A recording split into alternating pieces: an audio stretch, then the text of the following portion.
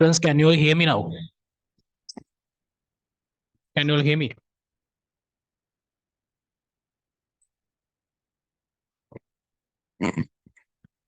Okay, right.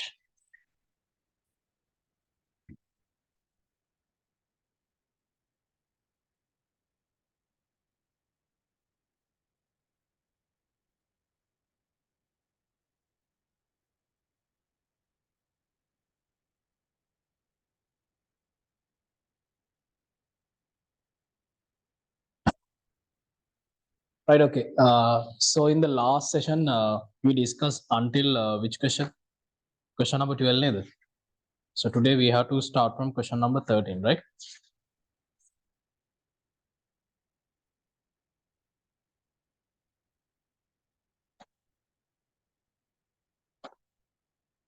Okay, right. Now let's start from the question number 13. Look at the question number 13. They have given that volume and density of an aqueous solution containing 0.1 moles of cereal nitrate are respectively 0.5 cubic decimeter and 1.1 grams per cubic centimeter. Molarity of silver nitrate in the solution. Molality. Remember, this is actually, they have given this one in your resource book. But clearly they have mentioned this is not related to the current syllabus, right? Since they have given this one in the resource book, you have to learn this one, this molality concept, right? So the molality means number of moles, right? Moles of solute divided by the mass of solvent, right? Moles of solute divided by the mass of solvent is known as what? Molality, right? So now you can see that they have given that the volume and the density of the solution, right?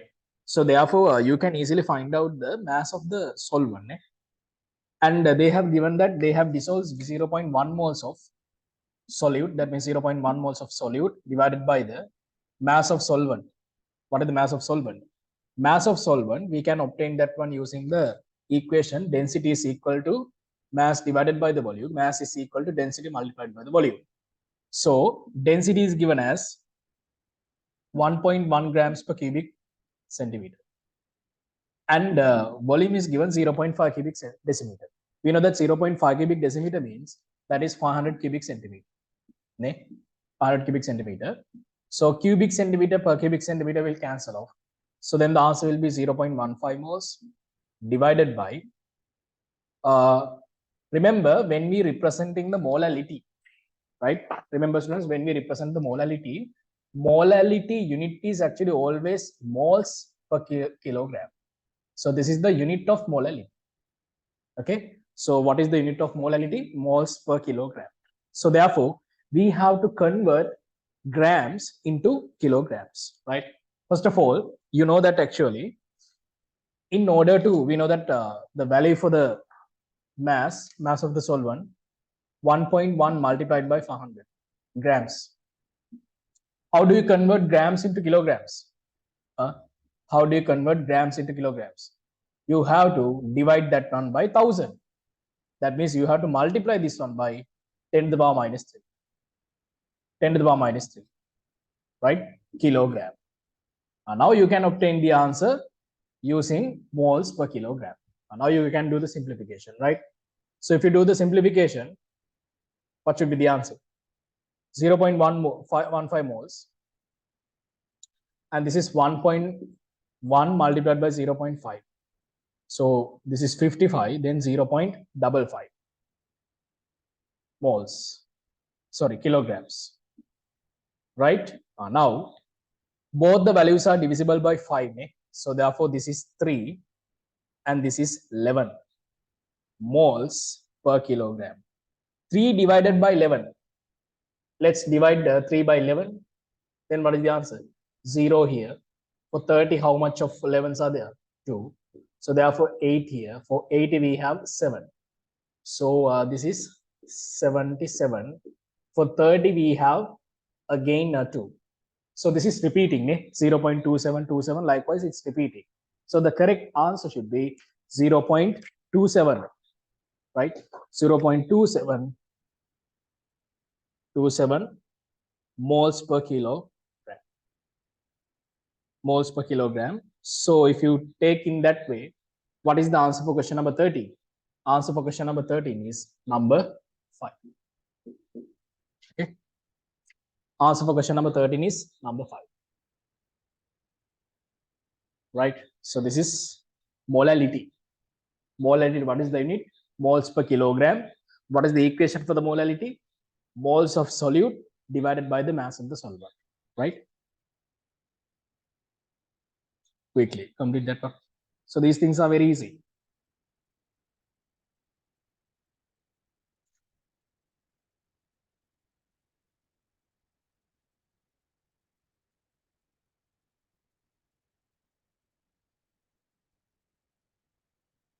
If you have any doubts, put your doubts in the chat box. Okay.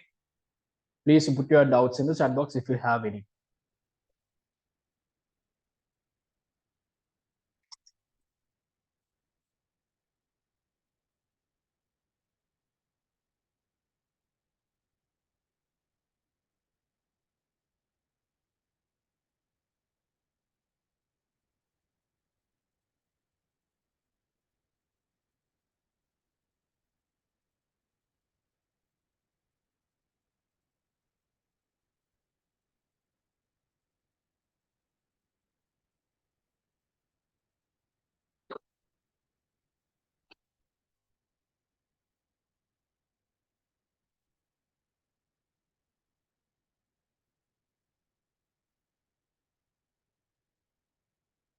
Now let's for the question number 14. Ascending order of ionic radius of species N3 minus, O2 minus, F minus, Na plus, Mg2 plus, and A3 plus. Look at this one. You have to compare the radius of these given species. N3 minus, O2 minus, F minus, Na plus, magnesium 2 plus, and aluminium 3 plus. Look at this one. So let's go for the question number 14. What they have given in question number 14.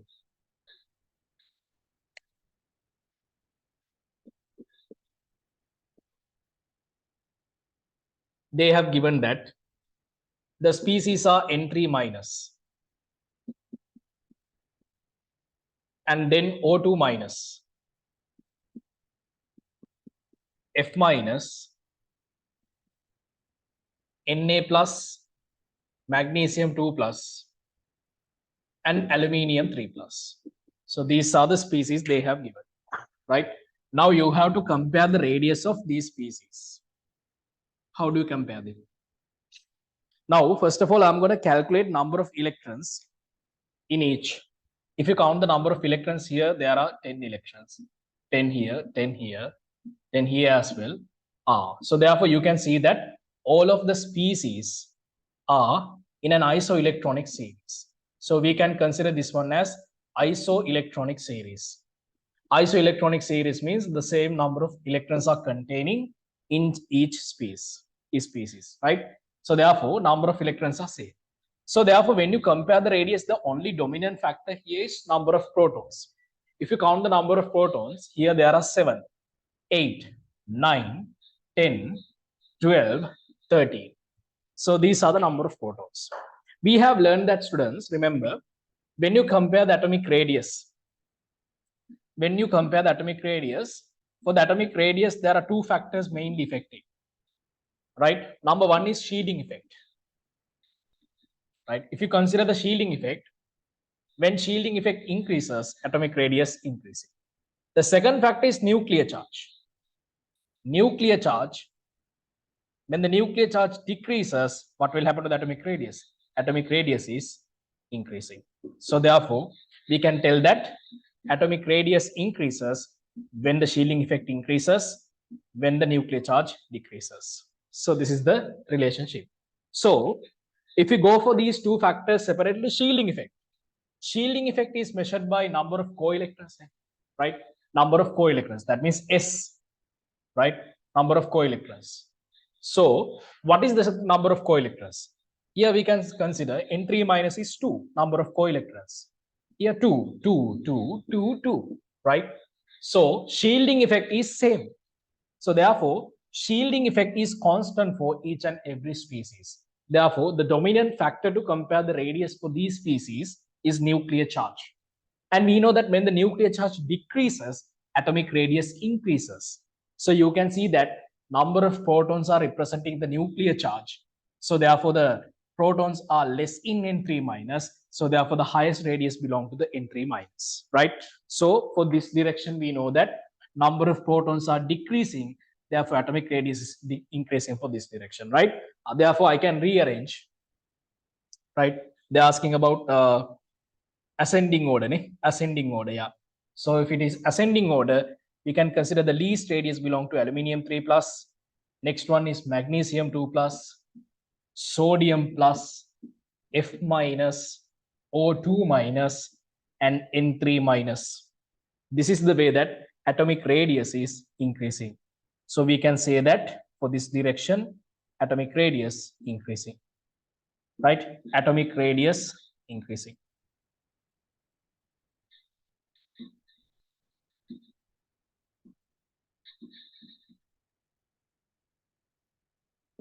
Right, in this way. So therefore, what should be the answer for this one? Answer is number 3. Question number 14, answer is number 3.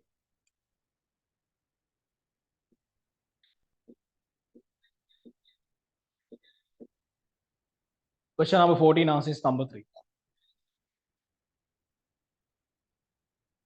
Remember, shielding effect means, right? So remember shielding effect. So what does mean by the shielding effect? Sheshan, look at this one. Shielding effect means the number of coelectrons. Number of coelectrons means, for example, if I consider an atom, so these are the energy levels, right? These are the energy levels around the atom, right? You can see that in the valence shell, there are 2 electrons, right? So these black color electrons are, these electrons are what? Considered as inner shell electrons. There are 8, 1, 2, 3, 4, 5, 6, 7, 8. And here also we have 2, right? Except valence shell electrons, others are known as inner shell electrons. If not, we consider them as what? Co-electrons, right? So shielding effect means actually these co-electrons are protecting the valence shell electrons from the nuclear attraction force, right? So co-electrons are sacrificing themselves to protect these valence shell electrons. That is known as shielding effect. So that's why in order to mathematically measure the shielding effect, we consider the number of co-electrons. That means when the number of co-electrons are very high, the shielding power is very high. So therefore we consider that radius is very high. Can you understand?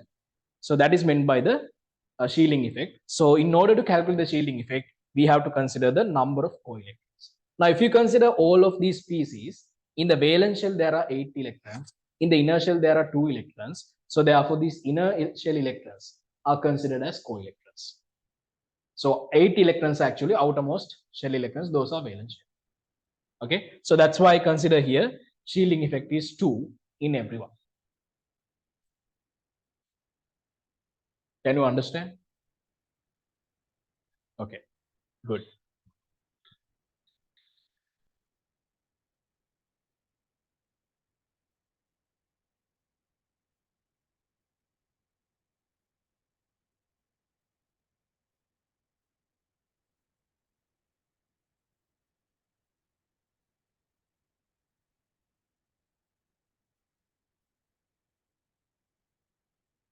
Shall I go for the next question? Question number 15.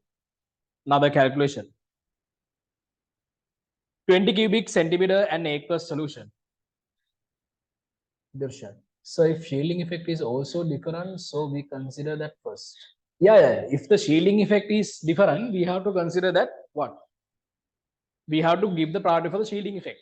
Understood? If the shielding effect is different, we have to give the priority for the shielding effect. Right?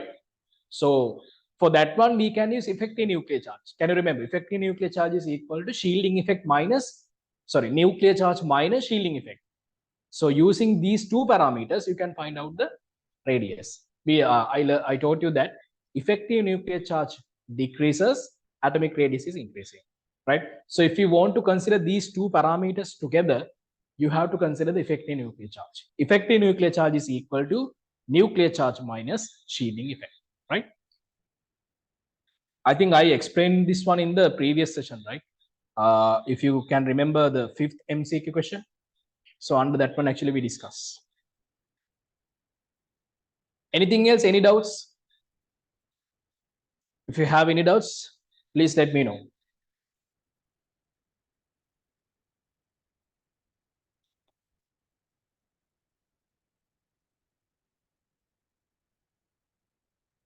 Right. Okay.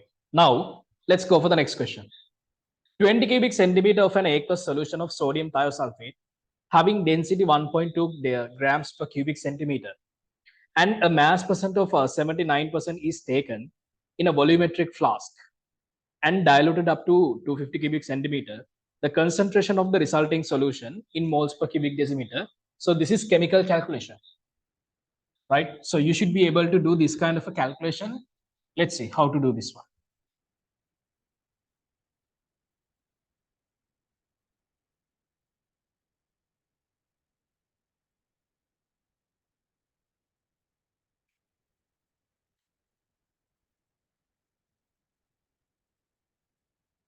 Question number 15.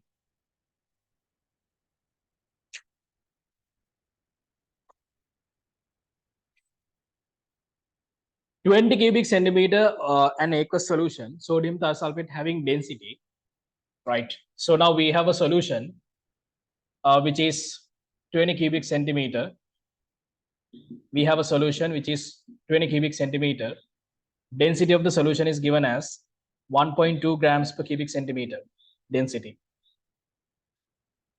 So the mass percentage of the solution is given 79% is taken in a volumetric flask and diluted up to what? 250 cubic centimeter, right? So they have taken a solution and they have diluted this one up to 250 cubic centimeter, right? So they have prepared a solution with 250 cubic centimeter. They're asking the concentration of the resulting solution. How do you find out that? Now we know that, first of all, we can find out the sodium thiosulfate number of moles, right? So the compound is sodium thiosulfate, Na2S2O3, sodium thiosulfate. So they have given the density and the volume. If you know the density and the volume, you can find out the mass.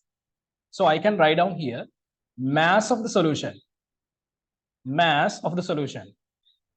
Mass of the solution is equal to density multiplied by the volume. Density multiplied by the volume. If you multiply the density with the volume, you will get the answer here. 24 grams. So this is the mass of the solution. This is not the exact mass of the sodium thiosulfate. So let's calculate sodium thiosulfate mass. That is 79%. 79% of this one. That is the mass of sodium thiosulfate. Now, we can find out the molar mass of sodium thiosulfate. Na2S2O3. Sodium is 23 into 2. Sulfur is 32 into 2. Oxygen is 16 into 3. Now, get the summation.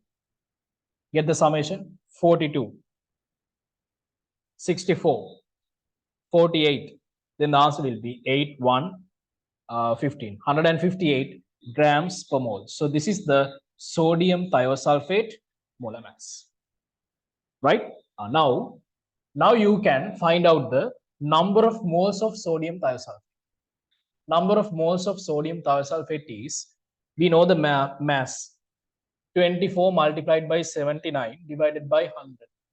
So this is the mass of sodium thiosulfate.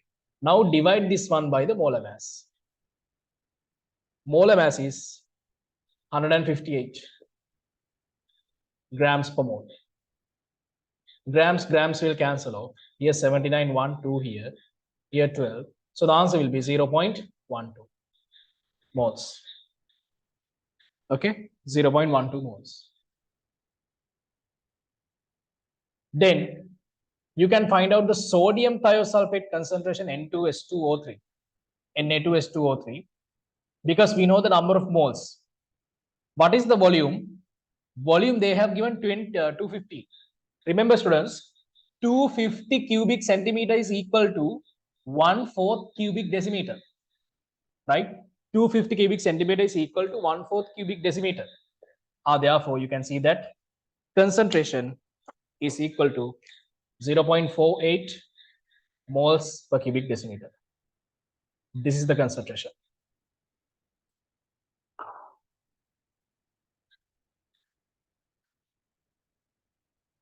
Answer should be second one.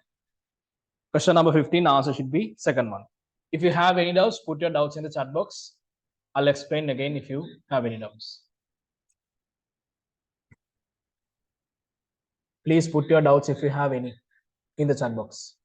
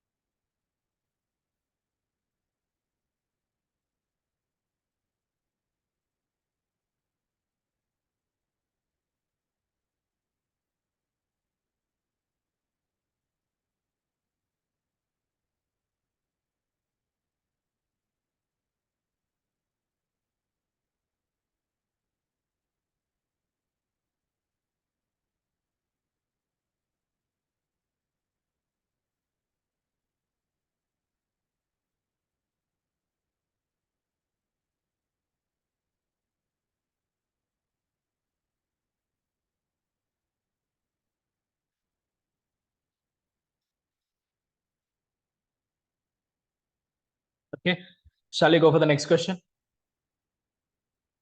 Next question, question number 16. The number of stable resonance structures that can be drawn for bisulfate ion.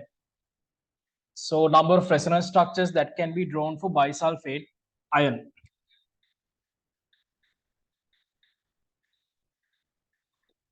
Look at this one. How many resonance structures we can draw for bisulfate ion? Question number 16. Bisulfate. Stable resonance structures. Okay. They're asking about the stable resonance structures. Let's see. H2SO4 forming bisulfate anion. So therefore, it's look like this way.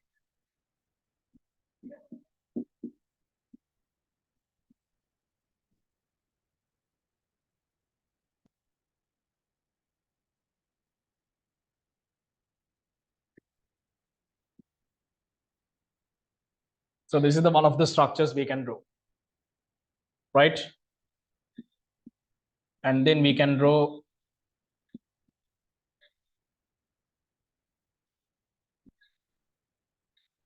this kind of a structure.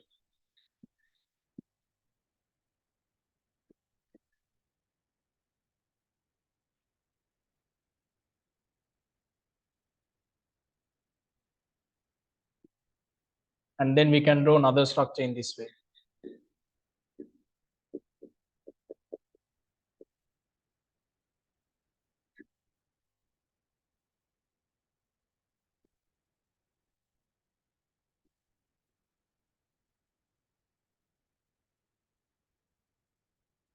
Okay. And we can draw another structure in this way.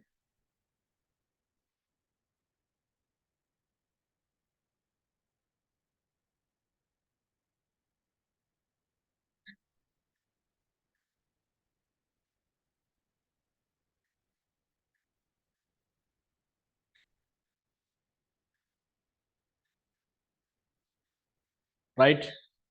So you can shift the double bond there again. So we can draw another structure.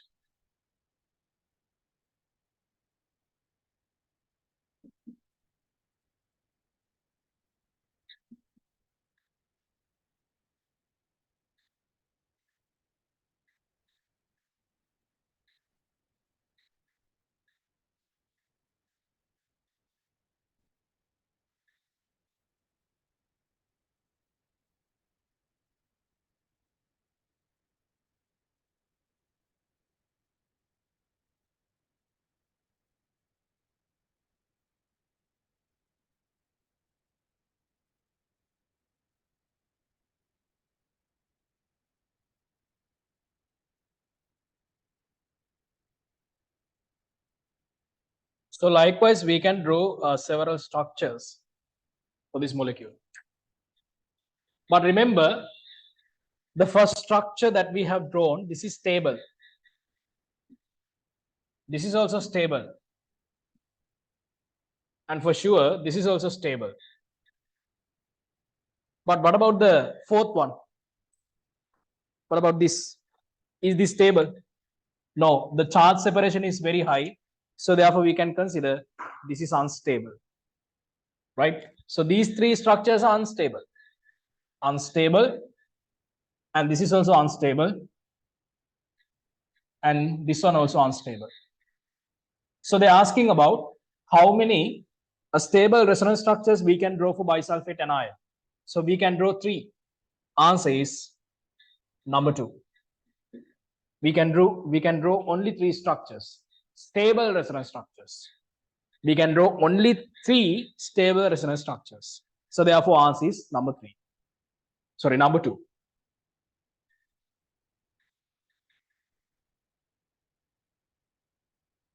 Okay, so that should be the answer. Question number 16. Second one is the answer.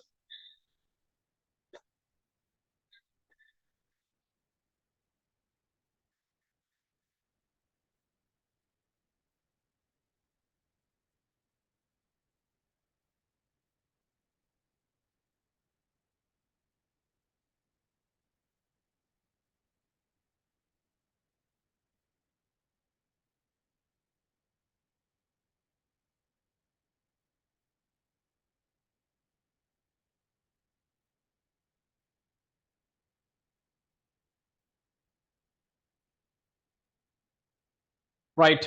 Now let's go for the question number 17. So these things are very easy. Let's quickly move for the question number 17.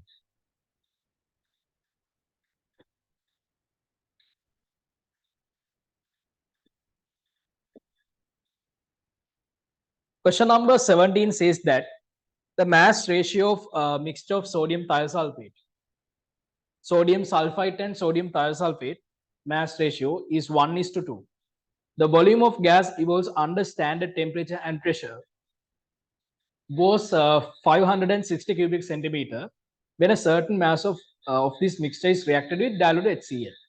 Mass of sodium sulfite in the mixture, right? Okay, so now you can write down the reaction between sodium sulfite and HCl in this way, right? So the product should be sodium chloride, sulfur dioxide, and water. Sulfur dioxide is actually a pungent smell gas, right? Remember, sulfur dioxide is pungent smell gas.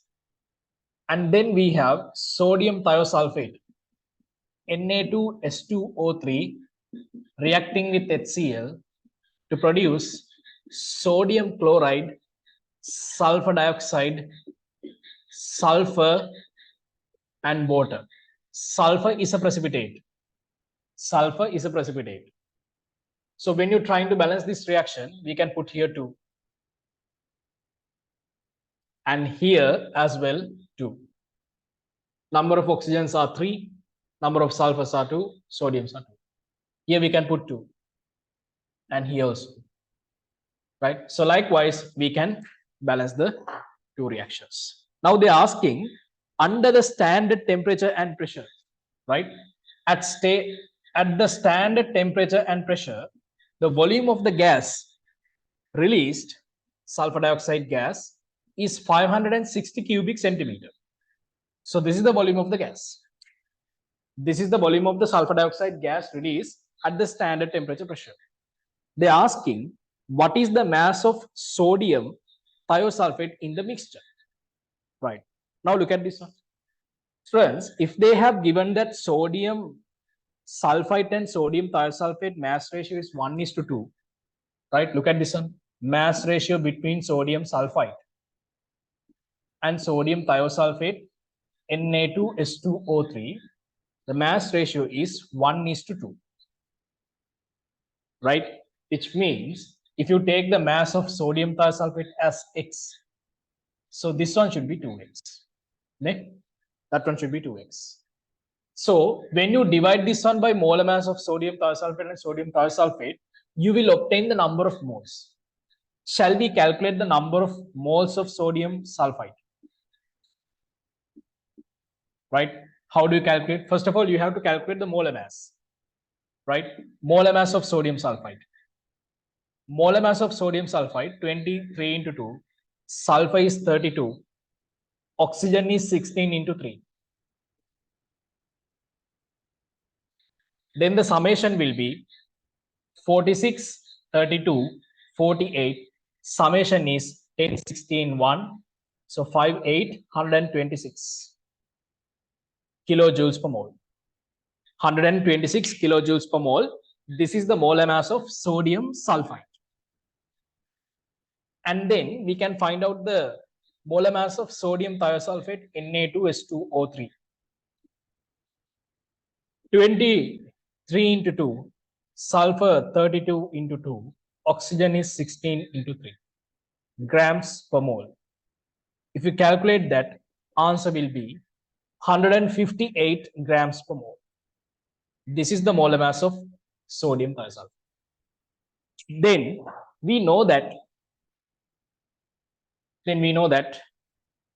if you divide the mass by molar mass, what is the molar mass of sodium sulfate? 126. What is the molar mass of sodium thiosulfate? 150. You will obtain the number of moles. You will obtain the number of moles.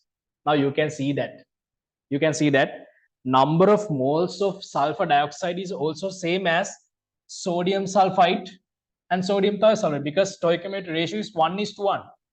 Here you obtain sulfur dioxide moles are x over 126. Here sodium thiosulfate moles are 2x over 158. Therefore, we can write down here sulfur dioxide moles are 2x over 158. These are the number of moles, right? And they have given under the standard temperature and pressure, sulfur dioxide volume is 560. Therefore, we can apply the molar volume equation. Vm theta, molar volume. This is equal to volume divided by the number of moles. Right? We know that molar volume they have given 560 cubic centimeter. What is the molar volume? Molar volume is 22,400 cubic centimeter per mole.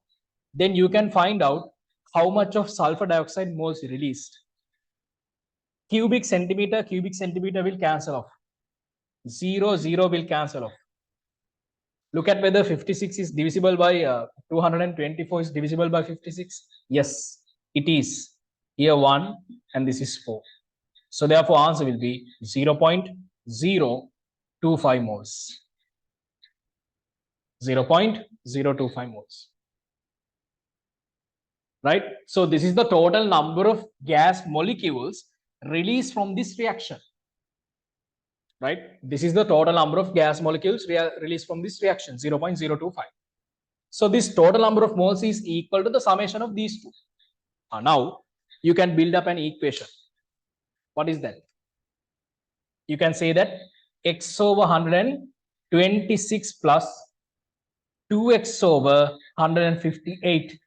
This summation is equal to 0.025.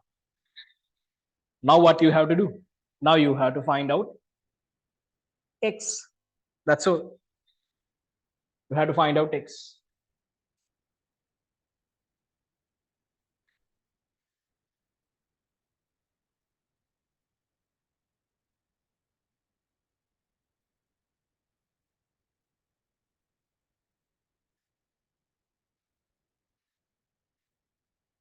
First of all, come up to here. And if you have any doubts, let me know. First of all, come up to this point. Later we can do the simplifications. Quickly come up to this point.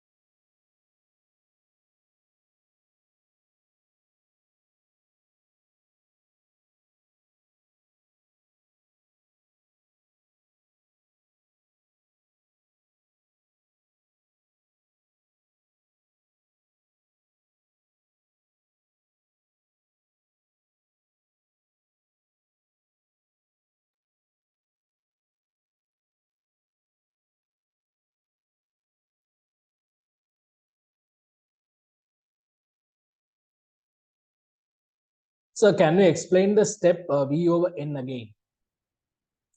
V over N again. So this is molar volume equation. This molar volume equation we have learned in gas laws. Can you remember? In gas laws, we learned this equation. So molar volume, the standard molar volume value is 22,400 cubic centimeter per mole. We know the volume of the gas release because in the question they have given. Then you can find out the total number of moles of sulfur dioxide released from the reaction. Okay, so that is the equation, Zara. Okay, and then the next thing is, next doubt was, how do we know these equations? Okay, don't worry, we are going to learn these equations very soon in SPD block elements, but I gave you this one as a question to practice, right? So this is not all about what getting marks, right? So you can score for the papers in future papers, you can score, don't worry. I gave you this one as a question to practice yourself for these kind of equations. So therefore definitely you are going to learn this one under theories, don't worry. Okay,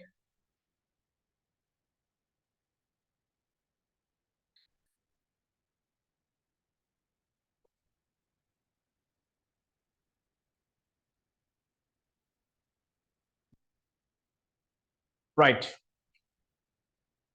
Now let's do the simplifications and get the answer.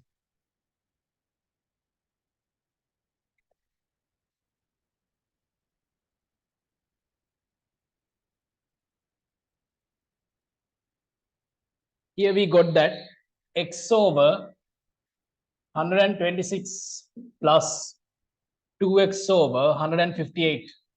This summation is equal to 0.025, right? So let me assume this is, so here we can get that 79x plus 126x, 0.025 multiplied by 126 multiplied by 79. Okay, so then the answer will be, here you can see that 9, 6, 5, 15, 1. So therefore 205x.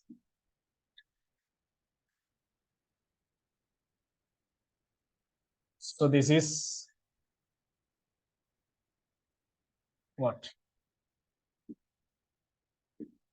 0.025 multiplied by 179. This is divisible by 5, ne? So therefore 41, and this is 0.005. Okay, and here 41 and 126 is divisible. If you multiply that one by no, not divisible, ne? Yes,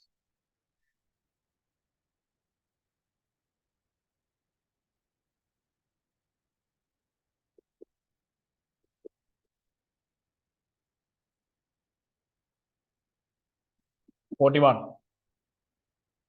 Okay, doesn't matter. 126 multiplied by 5. So the answer will be 33 here, then 63. So therefore your answer will be 0.63 multiplied by 79 divided by 41. So this is x. Right. So then you can see that 63 multiplied by 79. So therefore 27, 2 here, 56, 21, 2 here, 44, 7794, 49.77 divided by 41. Okay. So then you will have the answer here.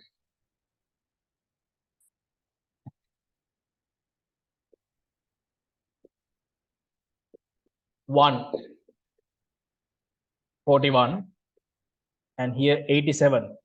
For 87 we have 2, that means 2, 82. For 57 we have 1. So you have the answer. What is the answer? 1.21 grams. Here the answer. Right? Look at the answer. That's the answer. You have to do the simplifications. Be familiar with these calculations. Okay. You have to be familiar with these calculations. No way. Sometimes in the examination, you might given easy calculations than this. Sometimes you might given difficult calculations than this. So you have to be prepared for anything, whatever the calculation they are going to give. Very important.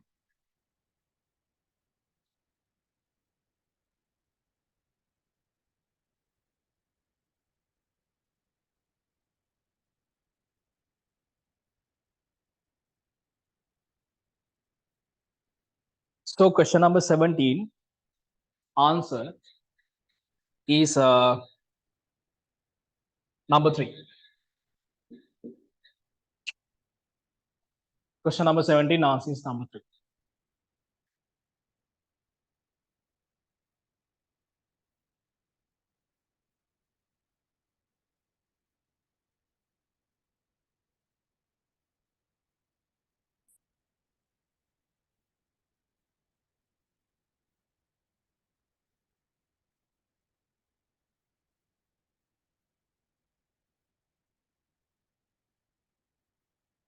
Right, okay. Now the next thing.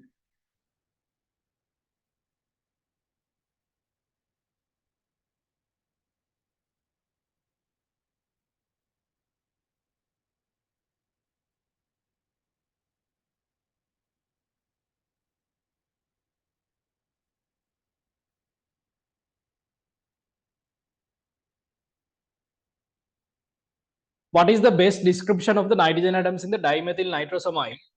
Question number 18. Question number 18. Look at this one. Dimethyl nitrosamine. So dimethyl nitrosamine means this kind of a compound. N CH3 CH3, and here we have NO. Okay, in this way. And here also we have this one. So nitrogen bonded to CH3 group. That means they're asking about this nitrogen atom. What you can say about this nitrogen atom, right? What is the shape of this nitrogen atom? That is the best description means the shape of the nitrogen atom. So this is actually trigonal pyramidal. Trigonal pyramidal. Trigonal pyramidal. Okay. And the next one, nitrogen bonded to oxygen. That means about this one. So you can see this one is actually what kind of a bend shape, ne? Bend shape. Trigonal bar pyramidal bend shape. What is the answer? Answer is number 4. Question number 18, answer is number 4. Very easy. That is regarding the shape of the molecules.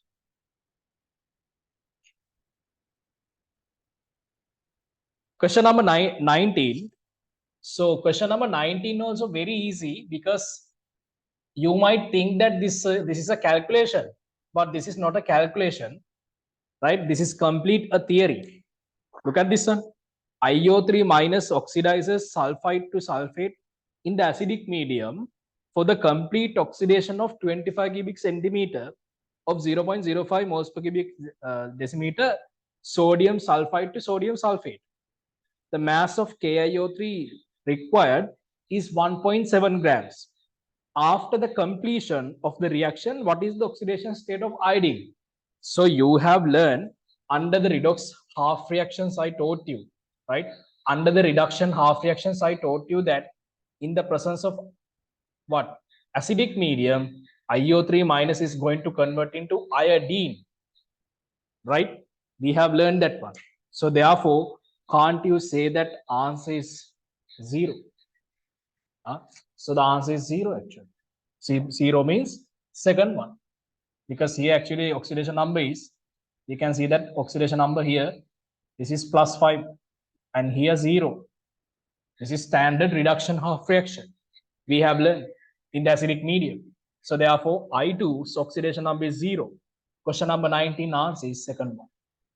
By reading the question, you can get the answer.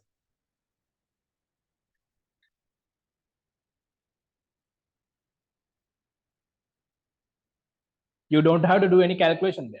Very easy.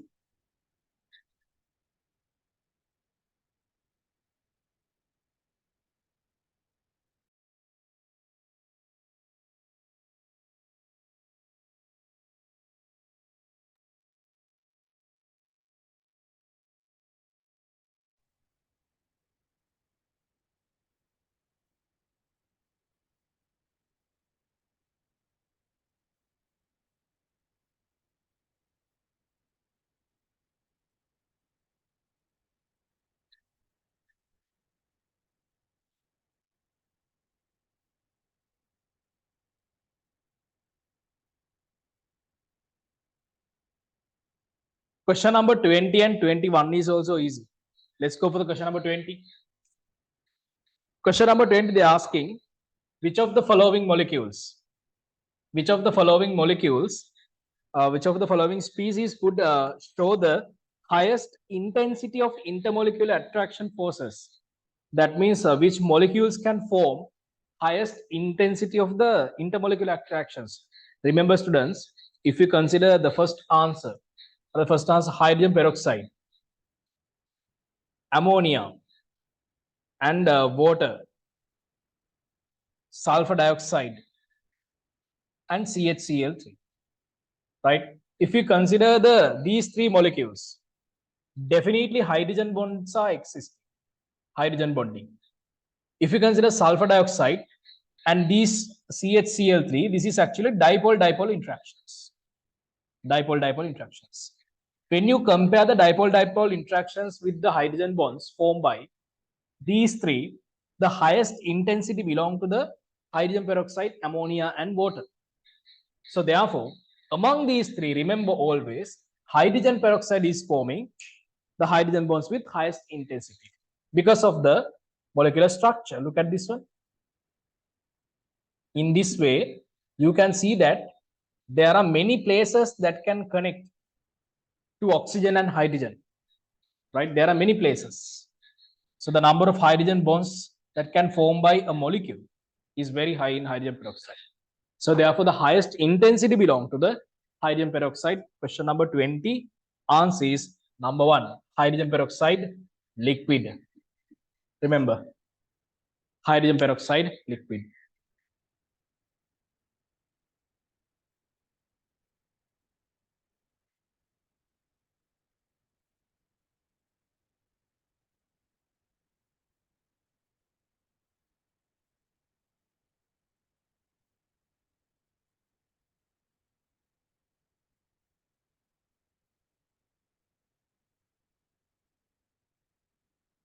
Quickly complete it.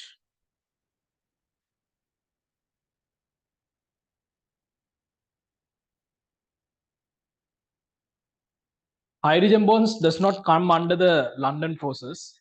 Okay, hydrogen bonds are some kind of what specific type of bonds that is come under dipole-dipole interactions. Okay, hydrogen bonds are come under dipole-dipole interactions. Got it?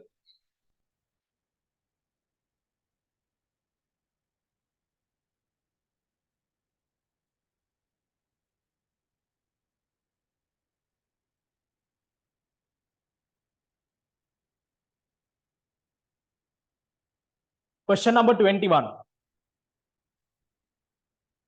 Which of the following is incorrect about the species and the bond made by it? Diamond. Diamond is homoatomic giant lattice. Is that correct? Yes. Diamond is forming homoatomic. Homoatomic means one type of atom, single atom, one type. That means if you consider diamond means only carbon atom. So that's what meant by homoatomic giant lattice. That is actually very big lattice. Okay. And the next one, silicon dioxide. Silicon dioxide, heteroatomic giant covalent lattice. So silicon dioxide means actually there are two types of elements, silicon and oxygen. Remember, this is known as silica, silicon dioxide. So silicon dioxide is heteroatomic giant covalent lattice. Number 3, ice. Ice is polar molecular lattice. Yeah, that is correct because water molecules are polar molecules.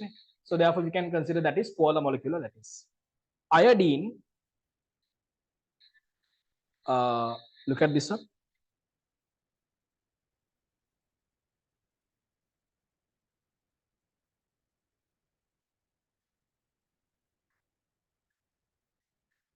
Look at this one. Second one. Let's go for the second one again.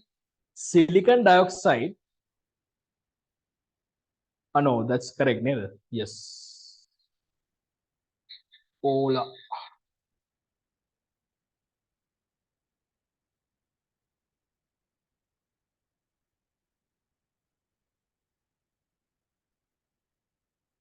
Yeah, ice also polar molecular lattice. That is also correct. Iodine is also non-polar molecular lattice. That is also correct.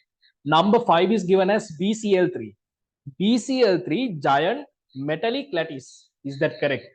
Remember, students, in the first unit, we have learned that boron is actually a metalloid. So it's not forming giant metallic lattice. That is wrong, right? We have learned that boron is actually what kind of a metalloid. So therefore, boron is not forming metallic lattice, right? So therefore, that is completely wrong. Question number 21. Answer is number 5.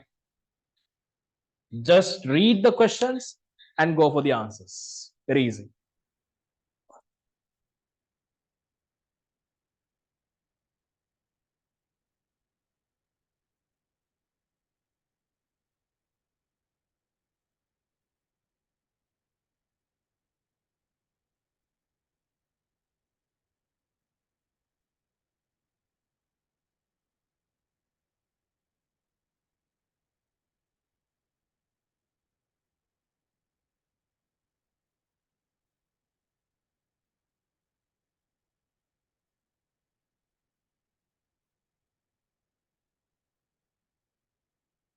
Okay, now I'm moving for the question number 22.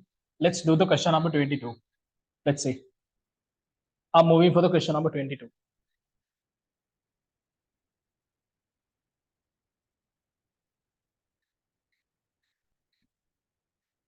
An excess of acidified potassium iodide solution was added to 25 cubic centimeter of 0.02 moles per cubic decimeter sodium dichromate solution.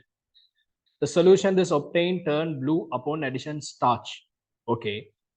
So the then potassium thiosulfate solution was added to the burette until the color becomes colorless. The volume of potassium thiosulfate used up at the endpoint was 20 cubic centimeter. Find out the concentration of potassium thiosulfate. Okay. Okay, right. I'm explaining this question. Listen to this one. Okay.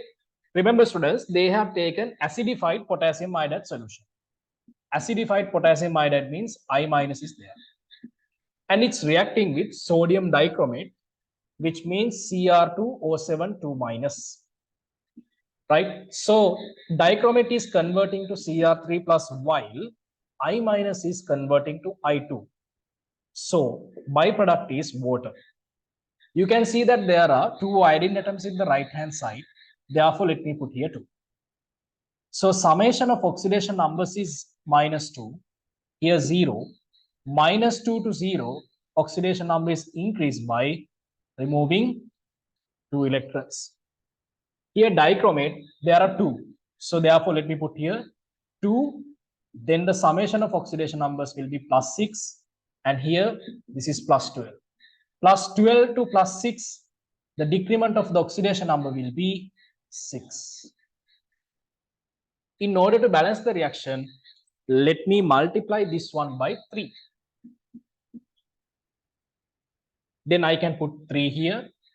And I can multiply this one by 3 and this will change 6I minus. Got it? And you can see that how many oxygens are there? 7. Therefore, let me put here 7. How many hydrogens are there? 14. Therefore, let me put here 14. Now calculate whether the reaction is balancing or not by counting the charge. If you count the total charge in the left hand side, so the total count in the left hand side is plus 14 minus 6 minus 2. That is plus 6. And here also the charge is plus 6. So it's confirmed that equation is balancing. This is the way that you are balancing redox reaction. We have discussed these things in the third unit chemical calculations. Right. Now what they have done, they have added starch as the indicator. Remember, students, in the presence of starch, okay, this is very important. In the presence of starch, iodine has formed. In the presence of starch, they have given that is converted to blue. Solution is converted to blue.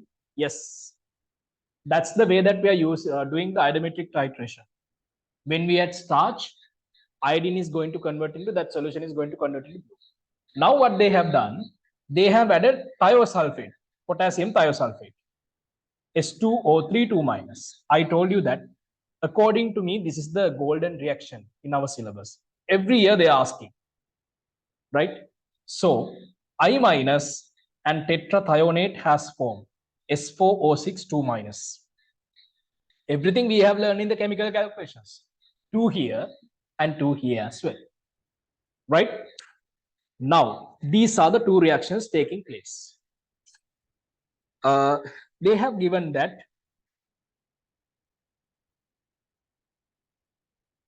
we know that we can find out the sodium dichromate number of moles. At the beginning, they have given the dichromate moles. We can find out that one. Volume is 25 and the concentration is 0.02. 0.02 moles per cubic decimeter multiplied by 25 cubic centimeter, that is 25 into the power minus 3 cubic decimeters. Cubic decimeter per cubic decimeter will cancel off. Then the answer will be 50. That means 5 into 10 to the power minus 4 moles. These are the dichromate moles. These are the dichromate moles.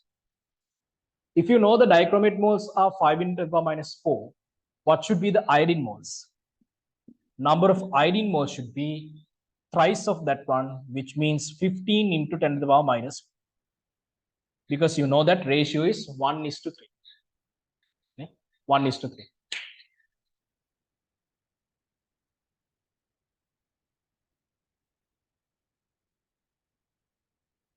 If you know the iodine moles, you can find out the thiosulfate moles. Number of thiosulfate moles will be twice of that one, which means 30 into 10 to the power minus 4.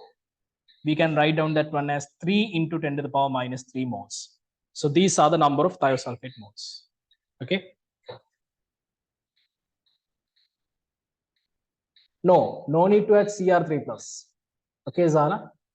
In the second reaction, the reaction is actually iodine is going to react with thiosulfate.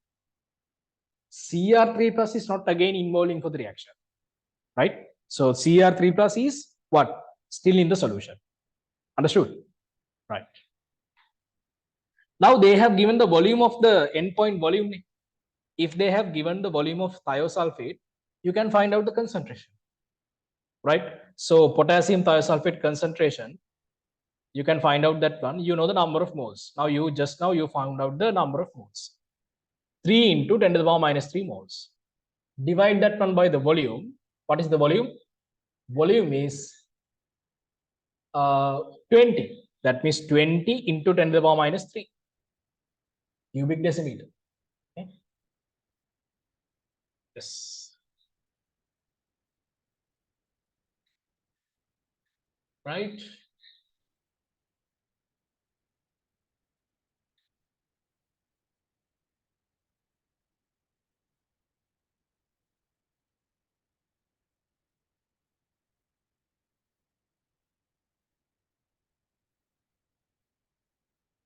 Now you will have the answer here, 3 over 20 moles per cubic decimeter. So 3 over 20 means what? What is the answer? So 3 over 20 means 3 over 2 means 1.5, then 0.15 moles per cubic decimeter. Yes, that's the answer. Question number 22, answer is number 2. Redox calculations.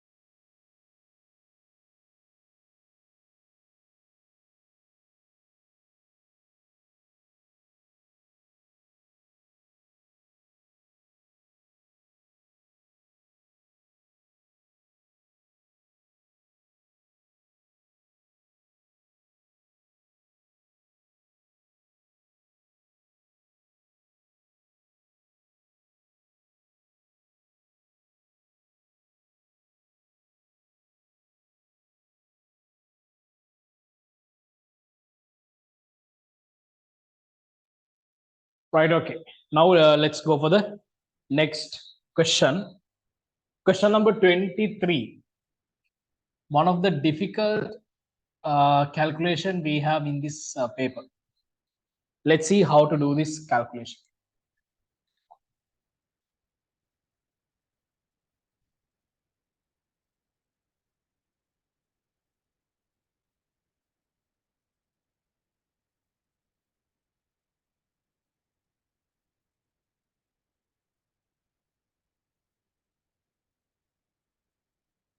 Question number 23. Barium's a mixture of barium oxide and the carbonate of element Y from group 2 has mass 4.02. Barium oxide and group 2 elements are forming carbonates. Let me take that element as MCO3. Because if it is second group elements, remember it's forming the cation M2 plus. When it combining with the carbonate anion, these valencies are exchanging and they are cancelling off. The compound is MCO3, right? MCO3. So they have given that they are going to what? Mixture of these two compounds is 4.08. The residue obtained when this mixture was heated until it had a constant mass. Remember students, when you heat barium oxide, nothing will happen. It won't decompose. But when you heat this MCO3, it will form MO and carbon dioxide gas, right? MO and carbon dioxide gas.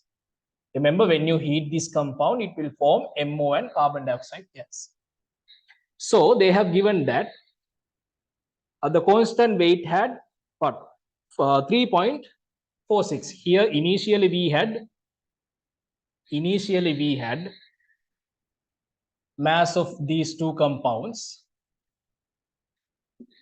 This was what? 4.08 grams, right? So when you decompose this one, again we have barium oxide, nothing changes. So therefore, here the mass is what? 3.64 grams. You can see that mass has reduced. Initially we had 4.68 grams. Now we have only 3.64. Then that reduced mass is equal to the carbon dioxide mass, right? We can tell that the reduced mass,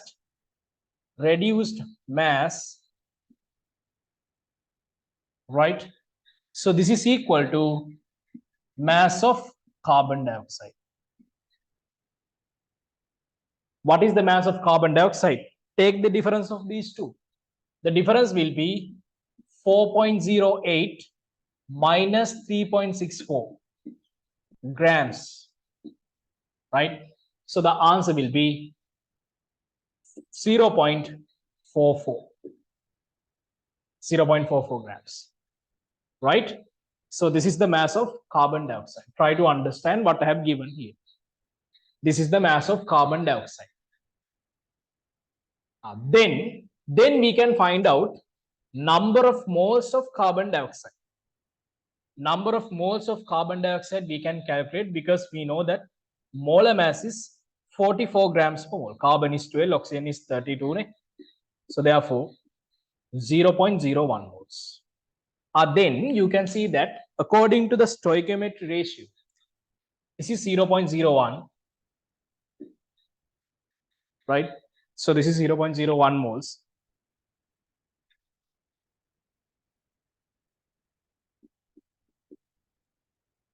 Right? Then what about this one? This is also 0.01, right? This is also 0.01. We know about that one, right? Now they have given that residue was dissolved in 100 cubic centimeter of 1 moles per cubic decimeter HCl and leftover solution treated with a 2.5 cubic mole cubic decimeter sodium hydroxide solution. Now remember this MON, BaO, barium oxide and MO. Both of them are reacting with HCl to produce barium chloride and water. And here MCl2 and water. Right? Then how do you balance the reaction? Here we can put 2 and here also we can put 2. Right? They have given that solid residue was dissolved in 100 cubic centimeter of 1 moles per cubic decimeter HCl. So we can find out how much of total HCl they have used. Total number of HCl, 1 moles per cubic decimeter, 100 cubic centimeter means 0.1 cubic decimeter. Therefore, they have used 0.1 moles of HCl. But remember, the leftover HCl reacted with sodium hydroxide 2.5 cubic decimeter. That means they have given that sodium hydroxide moles are, we can calculate that one, 2.5 moles per cubic decimeter multiplied by volume is 16 into 10 to the power minus 3 cubic decimeter. Then the answer will be 840. 40 means 0.04.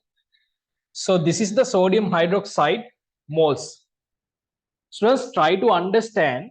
Now in the solution we have, in the mixture we have barium oxide and MO.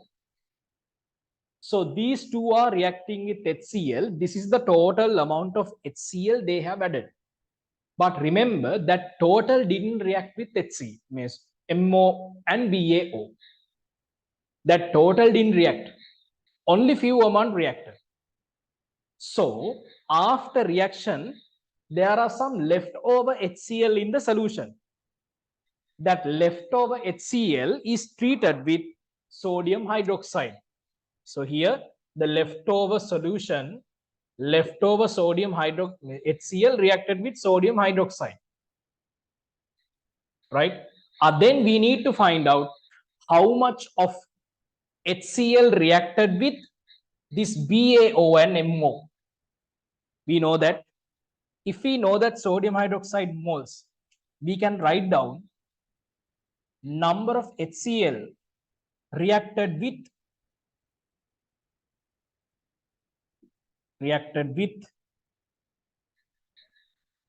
sodium hydroxide. Ratio is 1:1, therefore 0.0. Then we can tell that how much of HCl reacted with BaO and MO, that is 0.04. Right? We can tell that number of HCl reacted with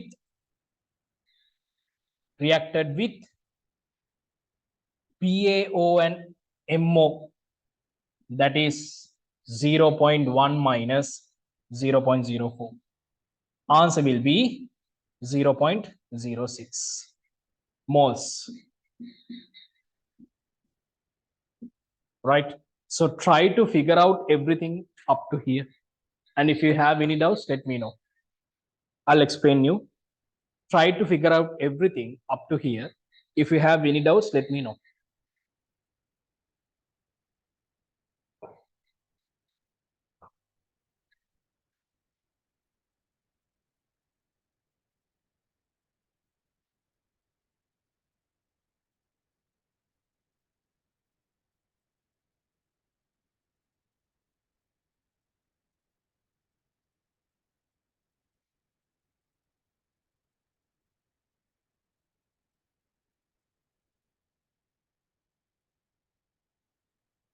Do you all have any doubts? Anything? Zara, Madhuri, Amani, Nidurshan, Mariam.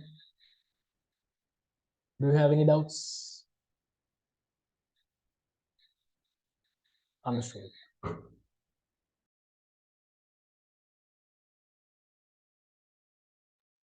Good. Right. Now look at this one. Now what I'm going to do here, I know that 0.01 moles. 0.01 moles of MO is there. Therefore, here 0.01 moles of MO is there. Then HCl moles reacting with MO is 0.02. How much of HCl reacted with MO and BaO? 0.06.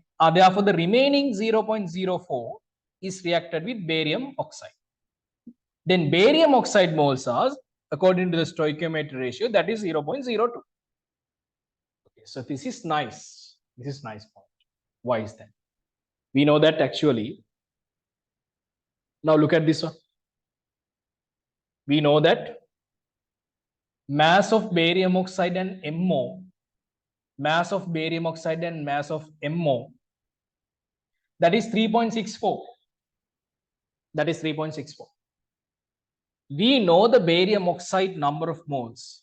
Then you can find out the mass of barium oxide. And then later we can find out the MO mass. MO mass. We know the MO number of moles. So finally they're asking what is the element Y. Right? Actually, element Y means, actually we have taken M here neither. That M is Y, okay? So I have to take that one as Y, not M, sorry. Y.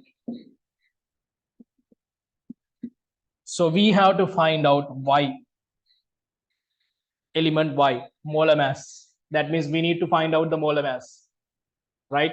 So first of all, come up to here, complete everything up to here. Please complete everything up to here. So I'm going to do the calculation to find out the barium oxide. What is the molar mass of barium oxide? 130, 8 plus oxygen is 16 grams per mole. So the summation will be 154 grams per mole. Then we can find out the mass of barium oxide. Mass of barium oxide, 154 grams per mole multiplied by the number of moles of barium oxide. That is 0.02. So the answer will be 308. That means 3.08 grams. Right?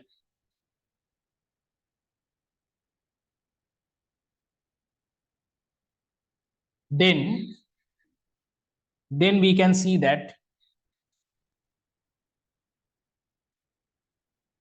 mass of YO, this is equal to 3.64 minus 3.08 grams. Answer will be 645 grams. Okay. We know that number of moles of YO is equal to 0.01.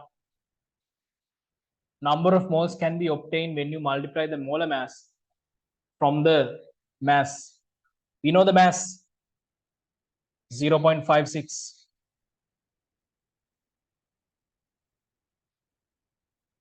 Divide this one by the molar mass. Molar mass of Y we don't know, right? So therefore, let me take that one as M plus 16 grams per mole. This is equal to 0.01. Grams will cancel off.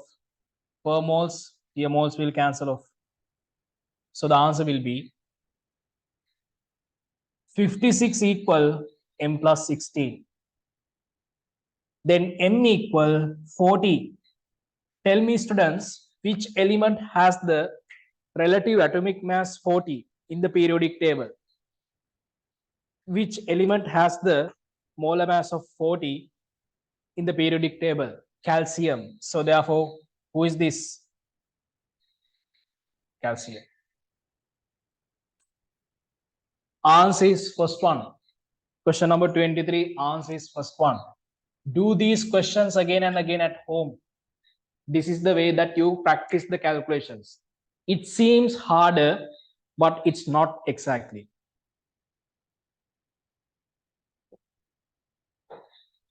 Who told that chemical calculations hard? No, it's not. The only issue is with us. We don't have enough practice of doing calculations. Got it? So therefore, do a lot of calculations, do a lot of questions, then you will realize how easy these things. Okay, always similar concepts, right? You have to deal with only three equations. Concentration is equal to number of moles divided by the volume. Then number of moles is equal to mass divided by the molar mass. And then in addition to that one, we have what? Avogadro number. Avogadro number is equal to what? Number of molecules divided by the moles. So those are the equations. If you can handle these three equations, you can do any kind of a chemical calculation question.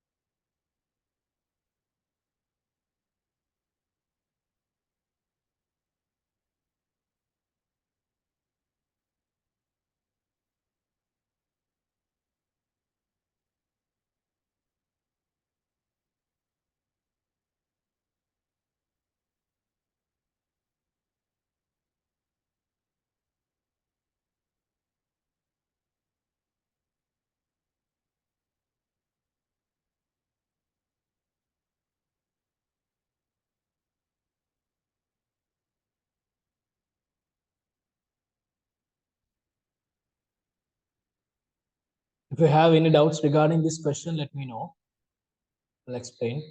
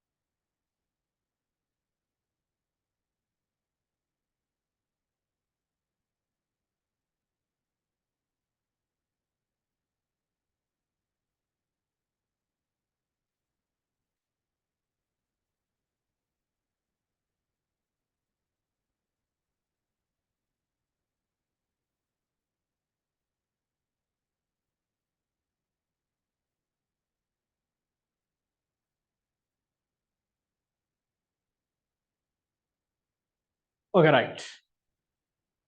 Time is enough.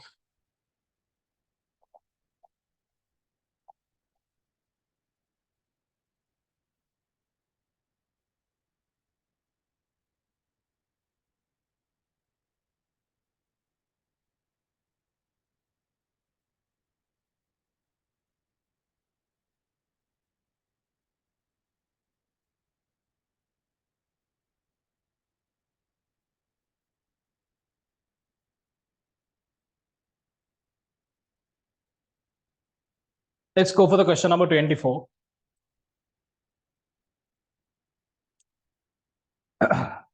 A solution is prepared by mixing 70 cubic centimeter of 3 moles per cubic decimeter sodium sulfate and with 30 cubic centimeter of 1 moles per cubic decimeter sodium phosphate, and excess barium chloride is added. Precipitate is barium sulfate and barium phosphate. Mass of the precipitate formed by is okay, right? So sodium sulfate and sodium phosphate was there. They have added barium chloride. That means sodium sulfate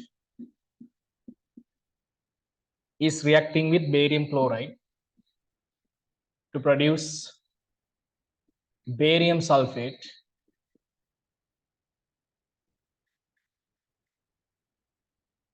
and sodium chloride.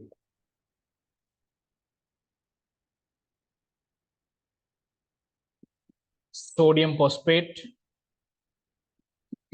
reacting with barium chloride to produce barium sulfate and sodium chloride. You can balance the reaction by adding 2 here, right? And here we can put 2.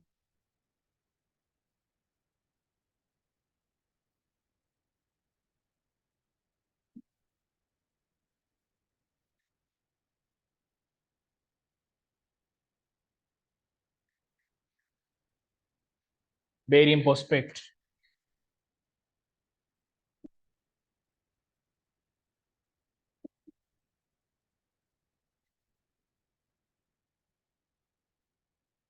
Okay, in this way. They have given sodium sulfate, number of moles that they have added. 3 moles per cubic decimeter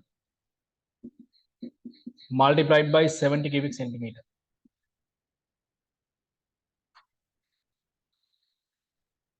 And then sodium phosphate,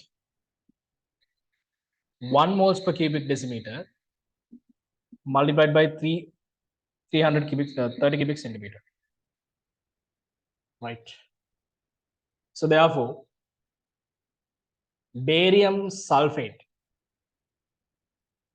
number of moles will be same as 3 moles per cubic decimeter multiplied by 70 cubic centimeter. Barium phosphate moles will be twice of that, half of that one. 1 moles per cubic decimeter multiplied by 30 cubic centimeter, half of that. They're asking about what is the mass of the precipitate, right? We can find out the number of moles of barium sulfate. 3 moles per cubic decimeter multiplied by 70 cubic centimeter is 70 to the power minus 3, right? If you multiply this one by the molar mass of barium sulfate, 233 grams per mole, you will obtain the mass. Then the answer will be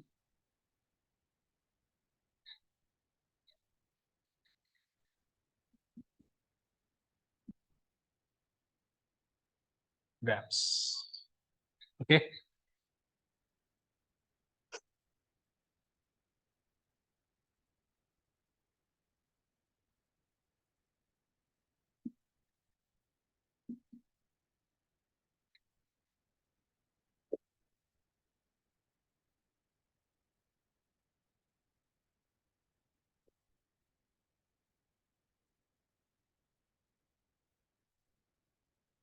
Mass of barium sulfate is 48.93 grams.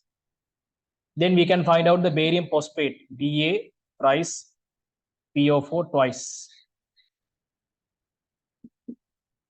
Number of moles, 1 moles per cubic decimeter multiplied by 30. 30 means 13 to the power minus 3. Cubic decimeter multiplied by half. Molar mass of barium phosphate.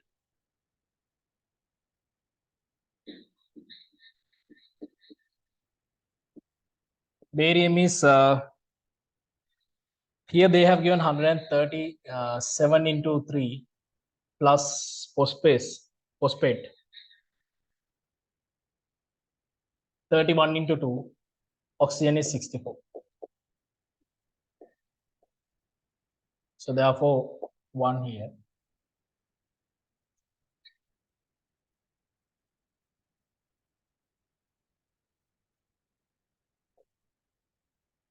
$411 and 2 here 62, 64. Summation is 7, 537 grams per mole.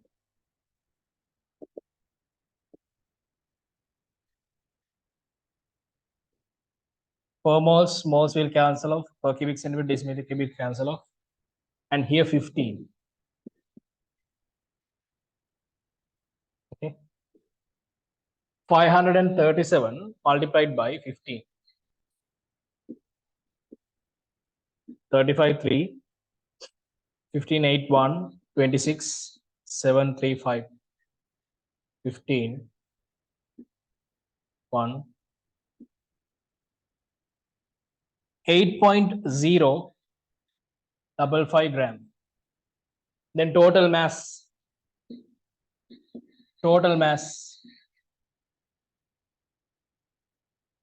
48.93 grams plus 8.055 grams.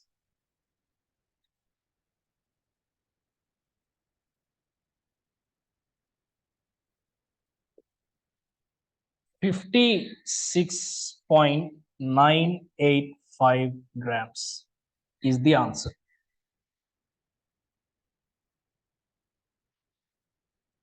So you can see that this is very close to second answer. Eh? Yes.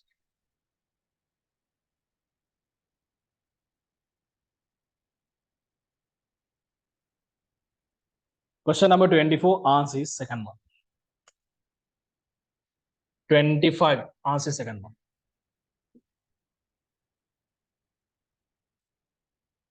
So these are some calculations, okay? These are some calculations.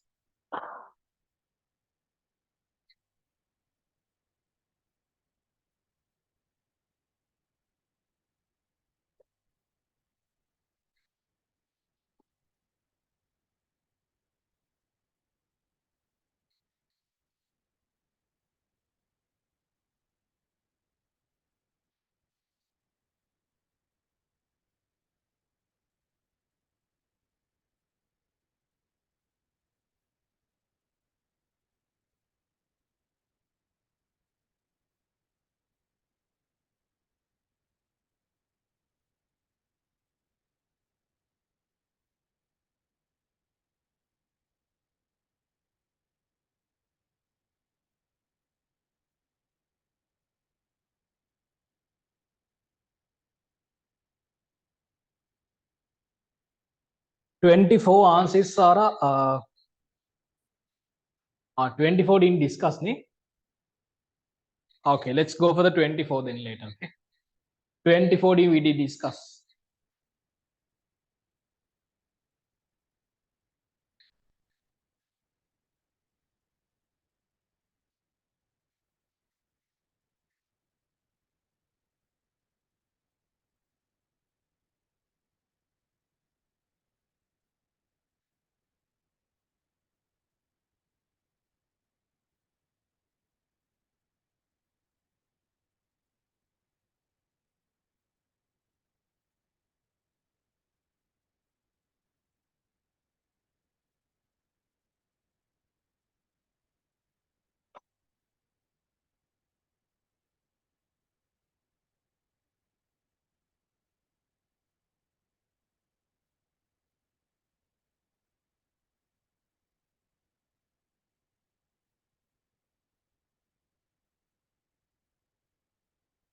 Right, okay. Now let's move for the question number 24.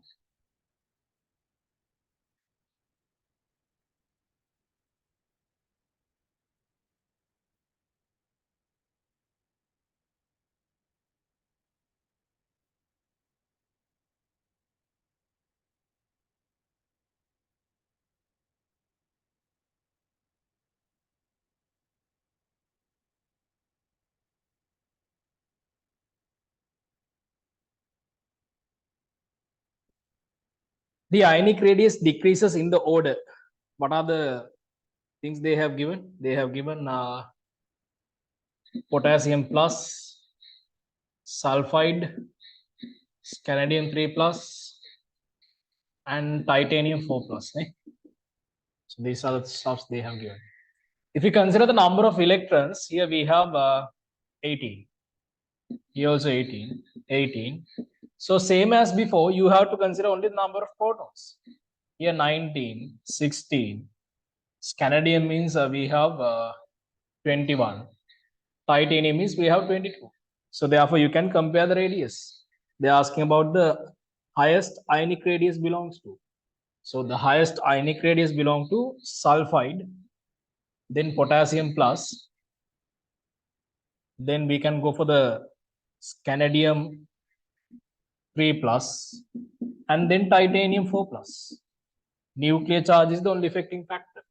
So question number 24 answer is second one. Very easy. We have discussed these kind of questions. Let's go for the question number 26 also. Question number 26, they have given the third ionization of a certain element name Y is equal to the maximum third ionization energy shown by an element of the same period. So what would be the groups of elements X and Z have atomic numbers adjacent to Y? That means I told you that to correct that one, X, Y, Z are adjacent elements in the same period. X, Y, Z are adjacent elements in the same period, right? So we know that, can you remember this table? Right? The first ionization energy, second ionization energy, highest and lowest in which groups? Can you remember that one? If you consider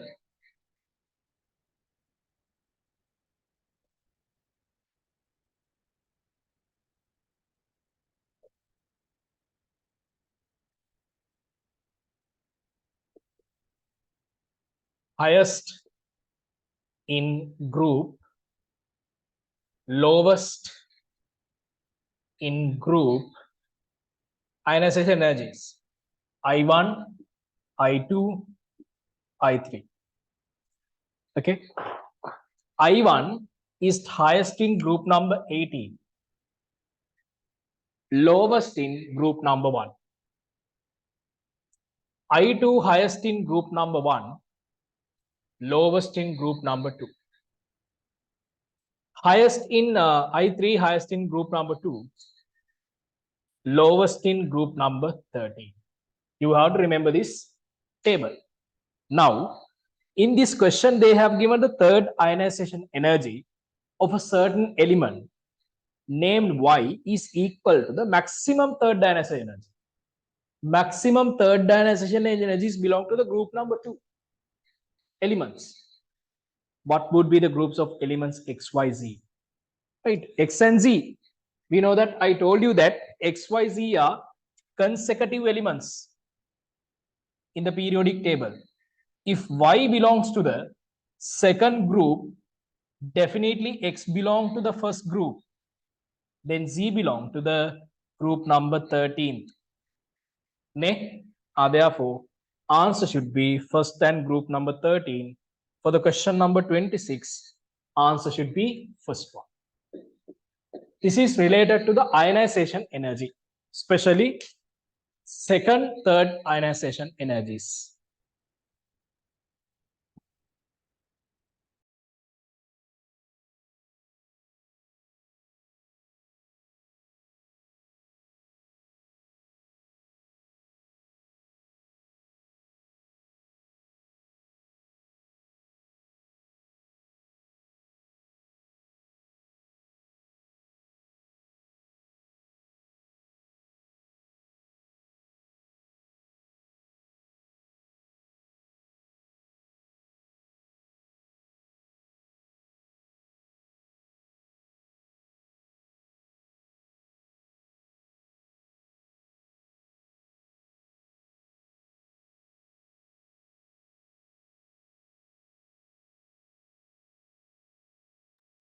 Let's move for the question number 27.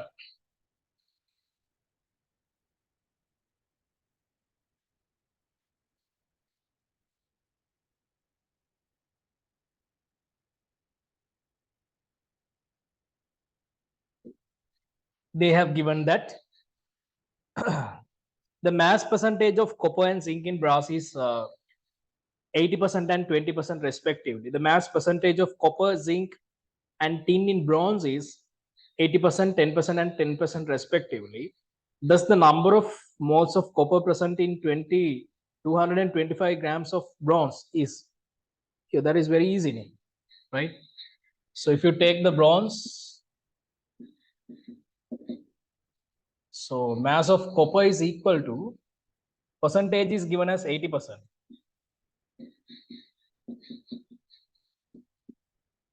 Right? Then you need to find out the number of moles. And then divide this one by the molar mass. That's all.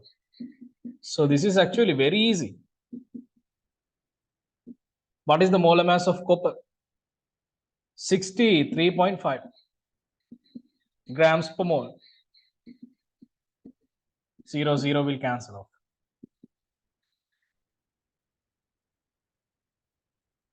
63.5, if you multiply that one by 3, 1, 5, in here, 90.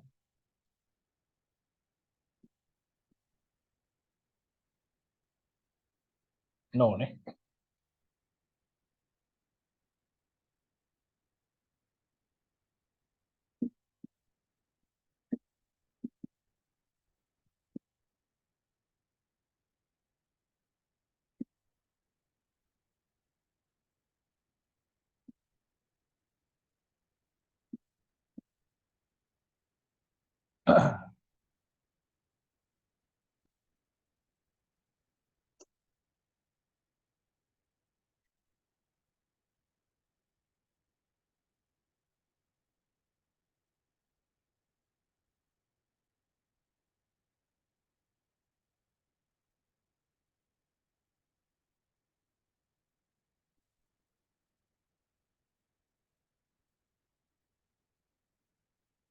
$360 divided by 127.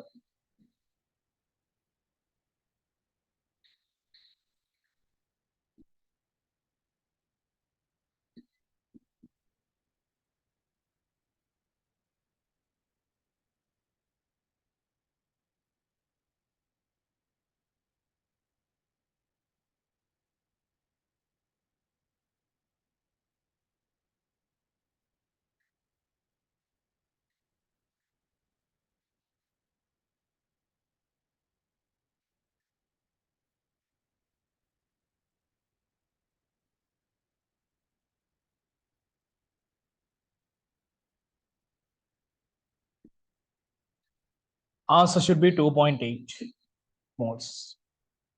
So these are calculations, right? This is very easy. 27 is number 5. Easy.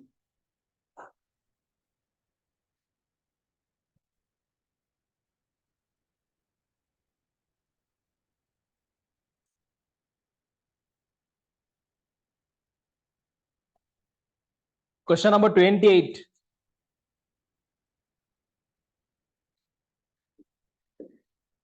The two scientists who contributed for the construction of modern electron cloud of the atom. So that should be Schrodinger and Heisenberg. We know that if you consider the atomic models, the first atomic model was represented by John Dalton. That was golf ball model, rejected. Second one was Thomson's plum pudding model. That is actually disproven by Ernest Rutherford by representing the nuclear model or planetary model. And then later, Niels Bohr represented the Bohr model, energy level model. At last, Erwin Schrodinger and von Heisenberg, they represented the electron cloud model, if not we tell that quantum model. So therefore, question number 28 answer is second one.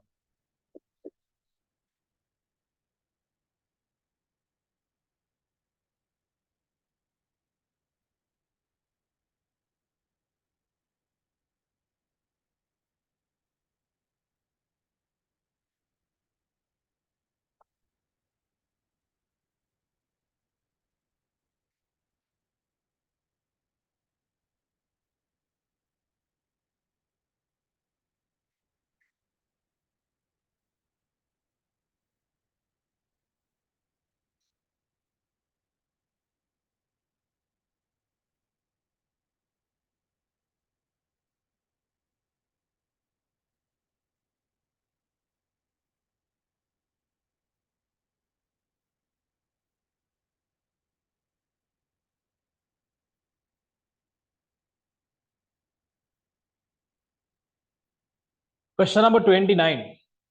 Which of the following statements is true regarding patterns of properties of elements when moving from left to right across third period of the periodic table?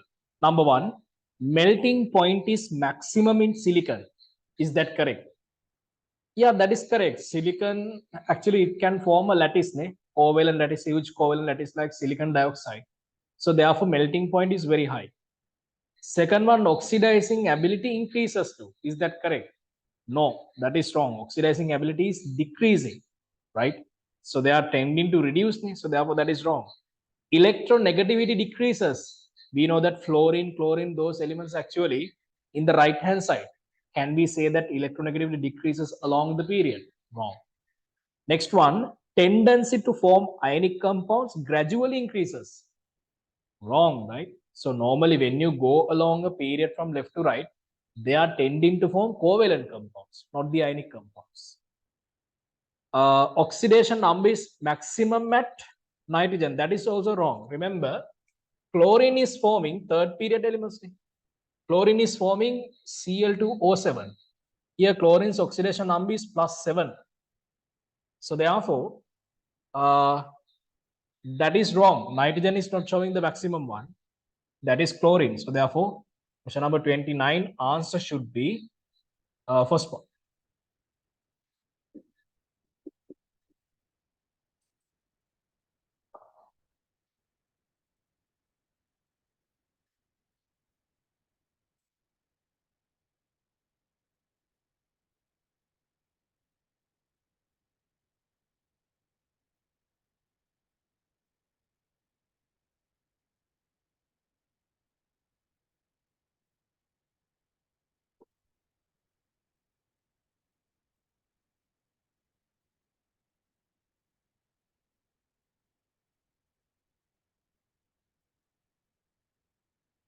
Now let's move for the question number 30. Calculation.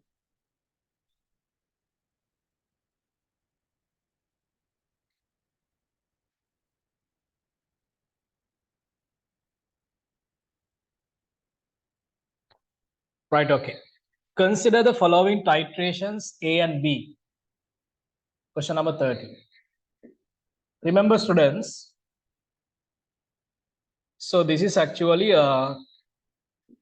this reaction is happening in the presence of phenolphthalein indicator. In the presence of phenolphthalein indicator.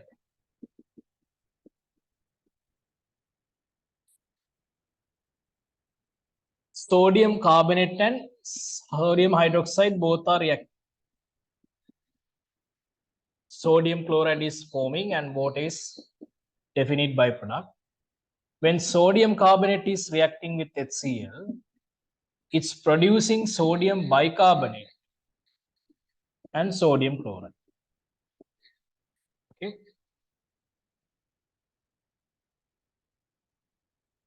Na2CO3 HCl. So the second titration is actually taking place in the presence of methyl orange. Remember, students, when it taking place in the presence of methyl orange indicator, this reaction, sodium hydroxide and HCl, it's occurs normal way. Now sodium carbonate is going for the completion. That means it's forming sodium chloride, water, and carbon dioxide. You have to remember these two reactions, okay? In the presence of phenolphthalein indicator, this is the way that sodium carbonate is behaving. In the presence of methyl orange indicator, this is the way that sodium carbonate is behaving. So here we can tell that this is sodium chloride and here 2HCl. Right. Now let's go for the calculations. They have given 20 cubic centimeter portion of aqueous solution containing sodium hydroxide of the concentration 0.1 moles per cubic decimeter. Sodium hydroxide, number of moles 0.1 moles per cubic decimeter. multiplied, its volume is 25. Sodium carbonate concentration is not known, C1. That is, yes, they have given that C1 multiplied by the volume, that is 25. So HCl reacted with sodium hydroxide is also same. We can write down that one as same value, 0.1 moles per cubic decimeter, 25. HCl reacted with sodium carbonate is also the same, right? They have given that consume HCl in the reaction 1, consume HCl in the reaction 1, concentration is 0.2 multiplied by the volume, that is 15. Then these two summation should be equal to this one, which means 0.1 moles per cubic decimeter multiplied by 25 plus C1 multiplied by 25. This summation should be equal to 0.2 moles per cubic decimeter multiplied by 15 cubic centimeter. Okay. Cubic centimeter, cubic centimeter, cubic centimeter will cancel.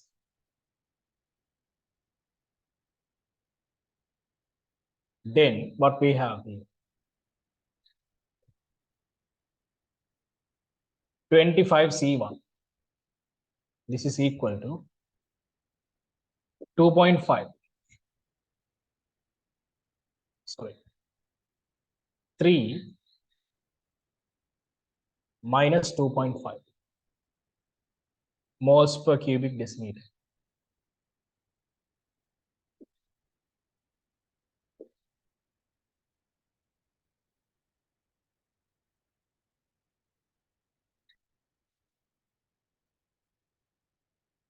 Divided by 25.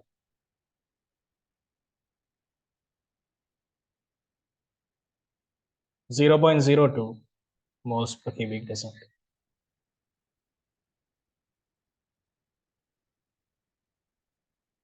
So this is C1 concentration. Okay. This is C1 concentration.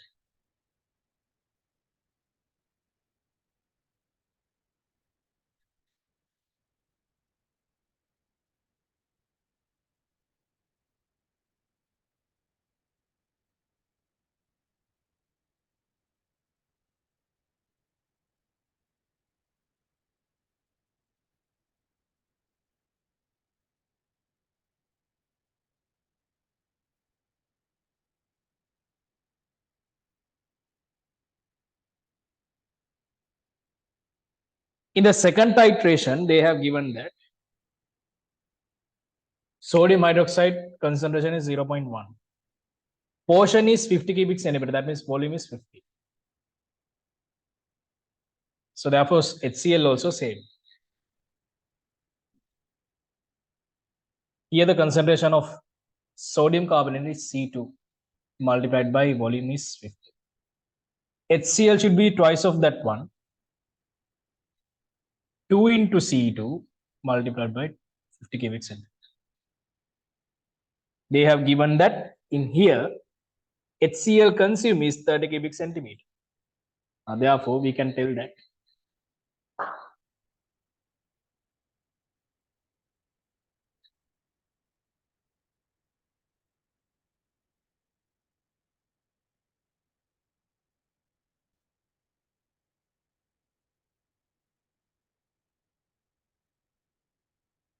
number of HCl here 30 cubic centimeter is 0.2. Same HCl solution 30 cubic centimeter. 0.2 moles per cubic decimeter multiplied by 30 cubic centimeter. This is equal to 5. 0.1 moles per cubic decimeter multiplied by 50 plus 2C2 multiplied by 50. Cubic centimeter, cubic centimeter, cubic centimeter cancel off. 0, 0, 0. Then this one will be 10C2 is equal to 0.1. Then C2 is equal to 0.01 moles per cubic decimeter. C1, C2 value. Now we know that C1, C2 values. C1 over C2 ratio is 0.02 divided by 0.01. Answer is 2. Question number 30, answer is second one. Redo these questions, okay? Do these questions again.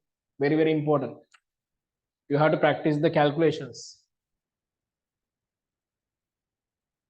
Don't worry if you don't know the reactions, doesn't matter. Now learn. It's okay.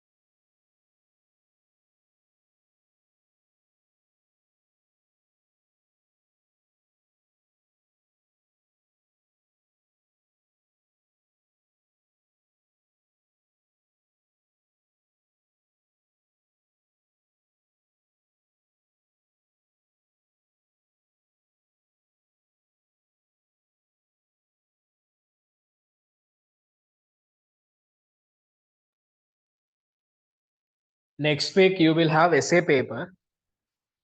For that paper also you will be given 2 hours. So next week I'll upload the paper. So you have to do the paper within 2 hours. In the remaining hour, I'm going to discuss, and the following week also we are going to take for the discussion. Next week you will have the essay paper. Prepare for that one. Okay. 2 structured essay and 2 essay questions. So there are 4 questions completely for the next paper.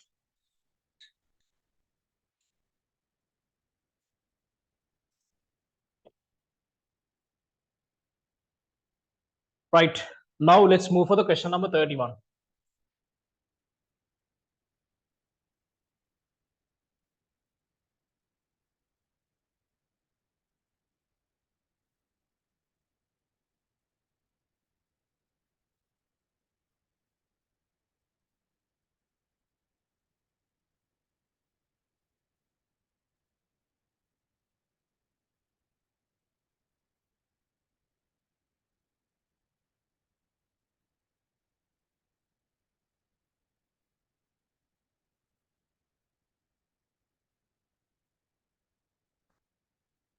Question number 31. According to the most acceptable Lewis structure, A site iron. So let's consider the most acceptable Lewis structure for A site. This is the most acceptable Lewis structure.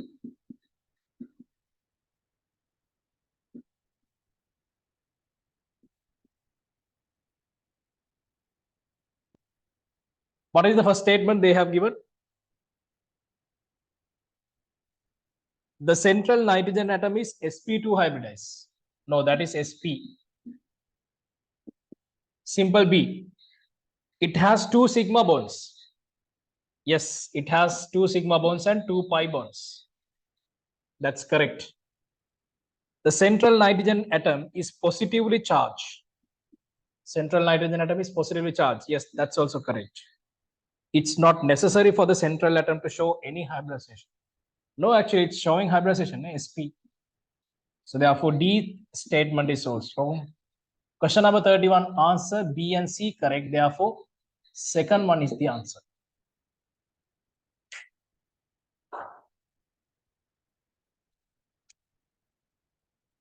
Question number 32.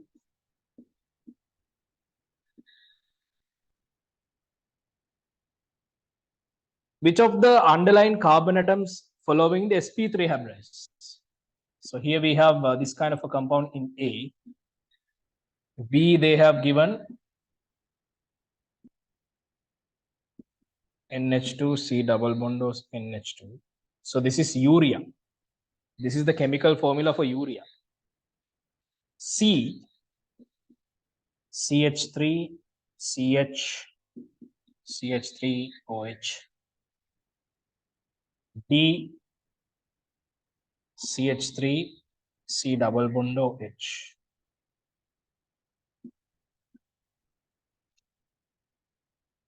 Remember, this is sp2 hybridized. And this is also sp2. This is also sp2. And this carbon atom is sp3. They're asking which of the underlying carbon in the following compounds sp3 hybridized? This is not, and this is also not. So the only this one. So therefore answer is number 5. Question number 32. Answer number 5.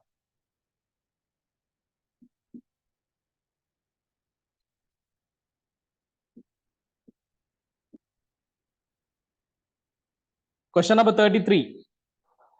When considering the atomic spectra, which pair could have the same number of lines? Remember, they're asking about which components, which species have the same number of electrons. Now, if you consider lithium plus, number 1, simple A, lithium plus and helium plus, here there are 2 electrons, here 1. So therefore, number line patterns are not same. If you consider helium plus and hydrogen, 1 and 1, our number line patterns are. If you consider beryllium plus and lithium plus, lithium 3, beryllium plus also 3. That is also okay. D, beryllium and magnesium. For the beryllium, we have 4, magnesium is 12. We can't take this one. Question number 33. So therefore, the line patterns is equal in 33. Answer second one.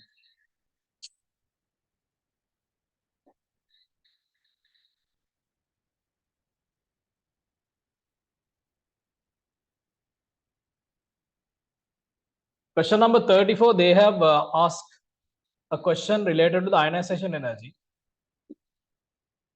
So if you draw a graph using these points 1, 2,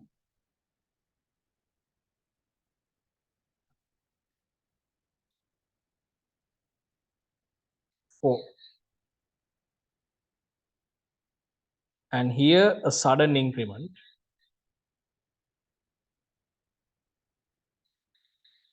and here also not that much, but here you can see sudden increment. So you can see this kind of a graph, right, according to the values they have given.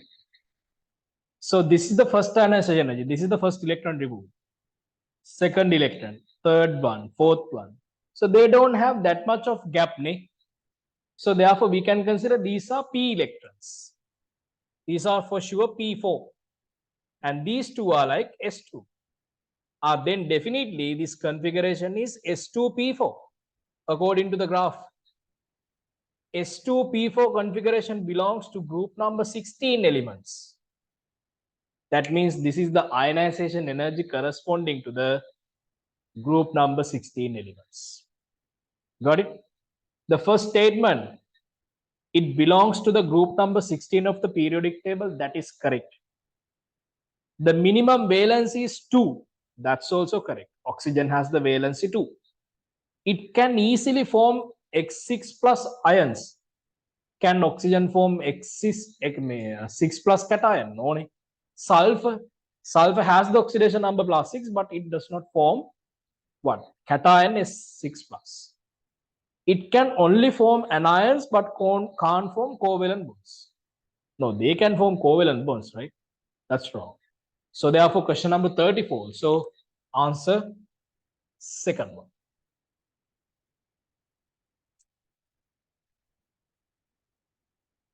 So these things are very easy questions, right?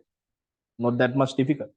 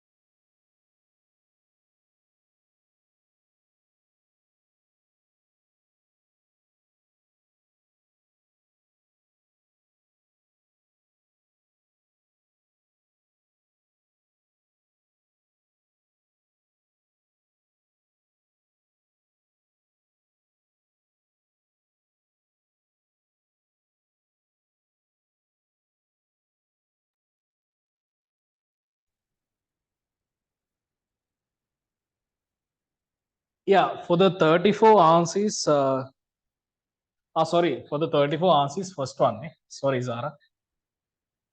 First one, okay? Sorry.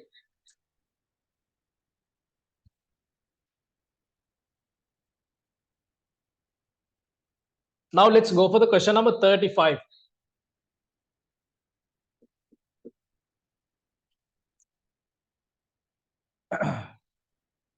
Which from the following statement is not true? Bonds are formed by linear overlapping of two orbitals. They haven't mentioned what is that bond, so therefore let's take that statement is wrong. Only one pi bond contains in multiple bond form between two atoms. No, that's wrong. If you consider nitrogen-nitrogen triple bond, one is sigma, other two are pi bonds. So therefore that statement is wrong.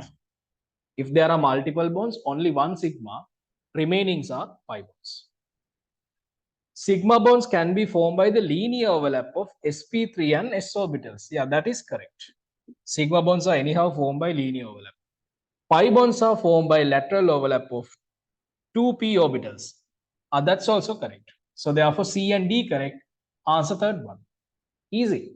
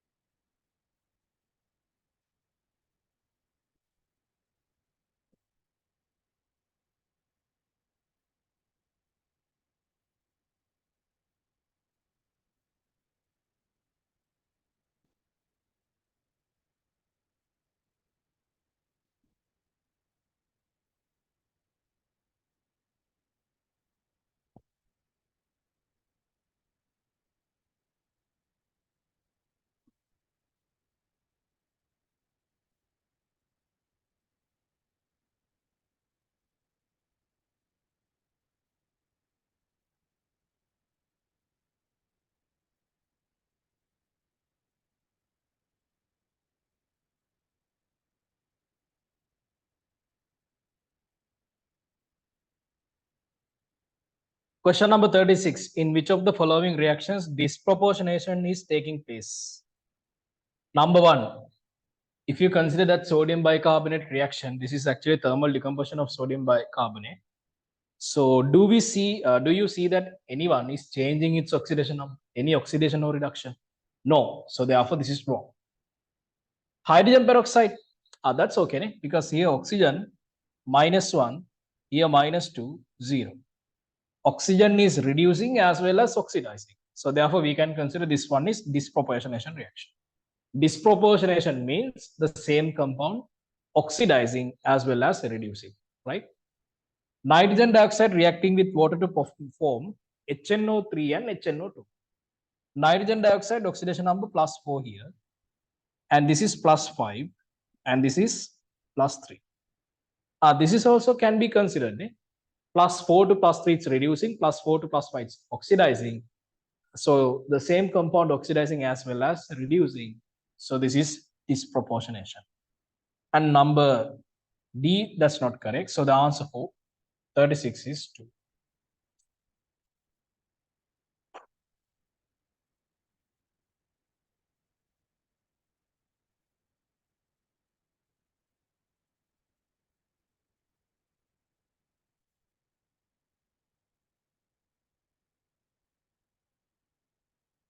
$37.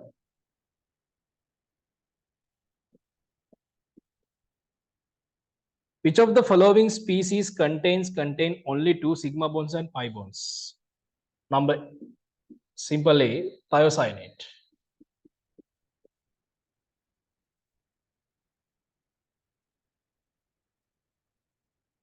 Next one is nitrogen dioxide, which means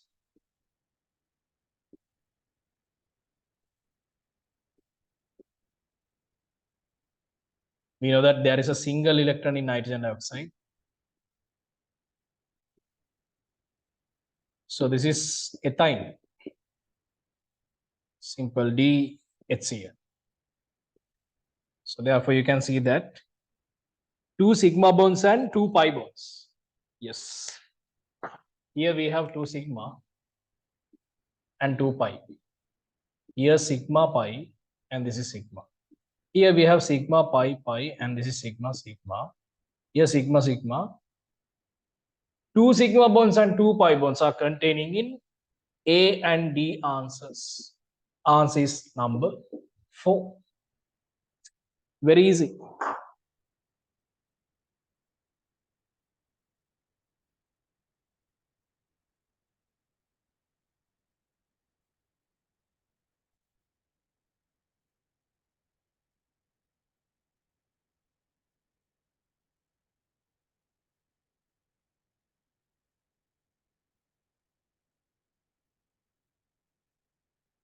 Question number 38. Electron configuration is given for any element. 1s2, 2s2, 2p6, 3s2, 3p6, 3d10, 4s2, 4p6. So atomic number is 10, 20, 30, 36. So this is actually anion. They have given divalent negative anion. That means X2 minus. So the element is, so same thing, 4p4. That means this is krypton's configuration. Then this is selenium. Selenium is the element, right? Selenium is the element. Atomic number 34. So which of the following statements are true regarding the element X? X is an element of second group in the periodic table. Wrong. That is completely wrong. Selenium belongs to the group number 60. All elements in the group in which X included exist as gases at the room temperature. Wrong. Sulfur exists as a solid at the room temperature. Wrong. X is an element of the fourth period in the periodic table. Now that's correct. Selenium belongs to the fourth period. X can form covalent bonds with fluorine. Yes, they can form, because we know that oxygen is forming oxygen difluoride. sulfur is forming sulfur tetrafluoride. So likewise, selenium also can form. C and D answers are correct. Therefore, 38 answer is third one. So that is related to the selenium.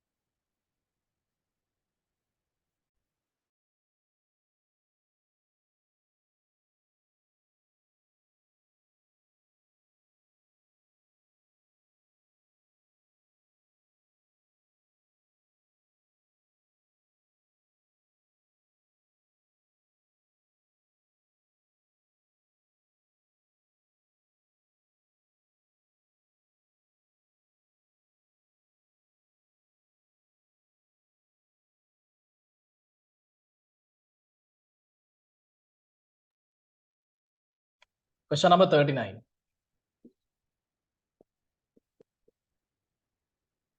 This species with all three types of bonds as ionic bonds, covalent bonds and dative covalent bonds.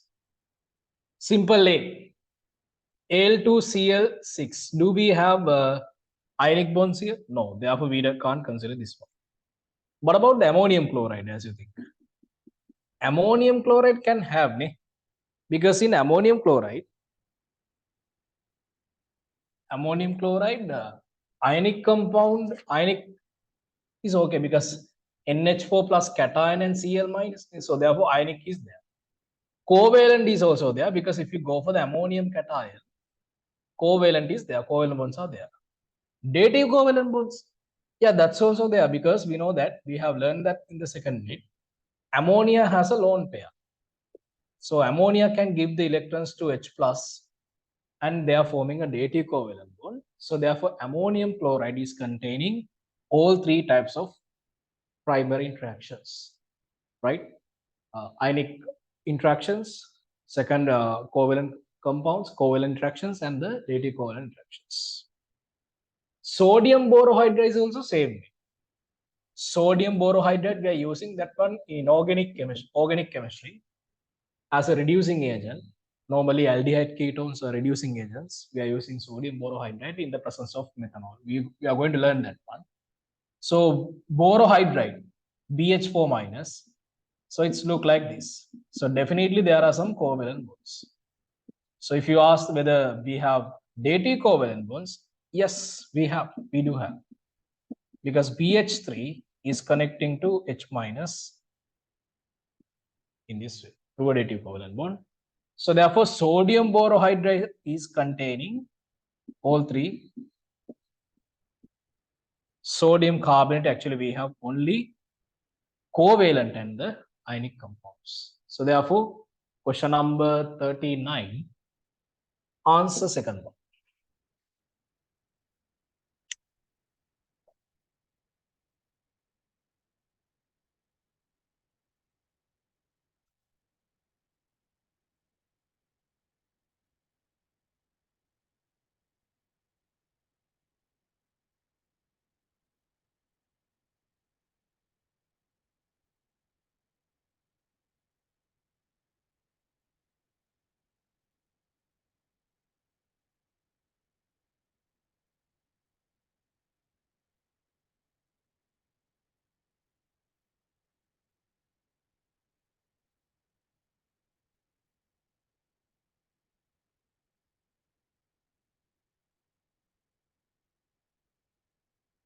Question number 40.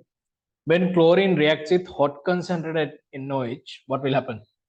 We have learned these things in the redox. If it is reacting with hot conc NOH, it is forming Cl minus and ClO3 minus, right? Disproportionation reaction. If it is reacting with cold diluted sodium hydroxide, it is forming Cl minus and ClO minus hypochlorite.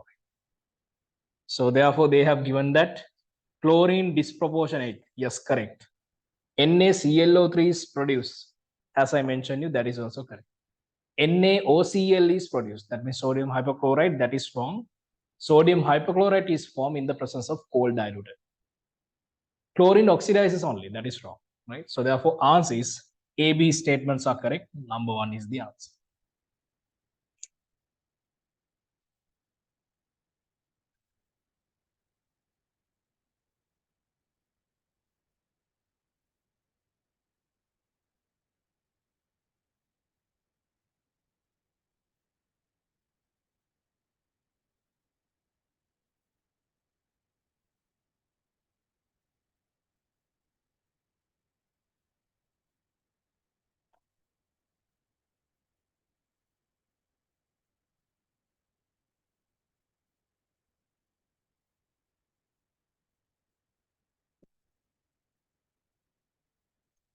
#41.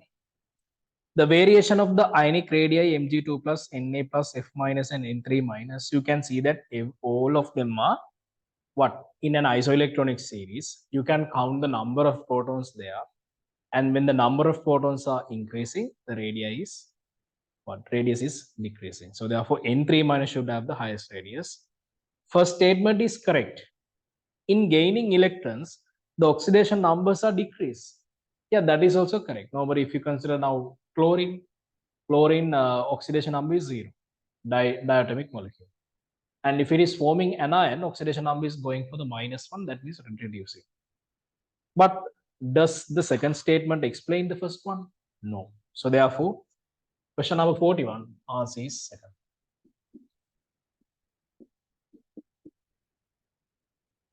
The highest third ionization energy of the second period is having for beryllium. Yeah, we discussed that one. Second ionization energies are belong to the second period elements. There is a stable electron filling, more energy should be given to remove electrons. Yeah, that's correct.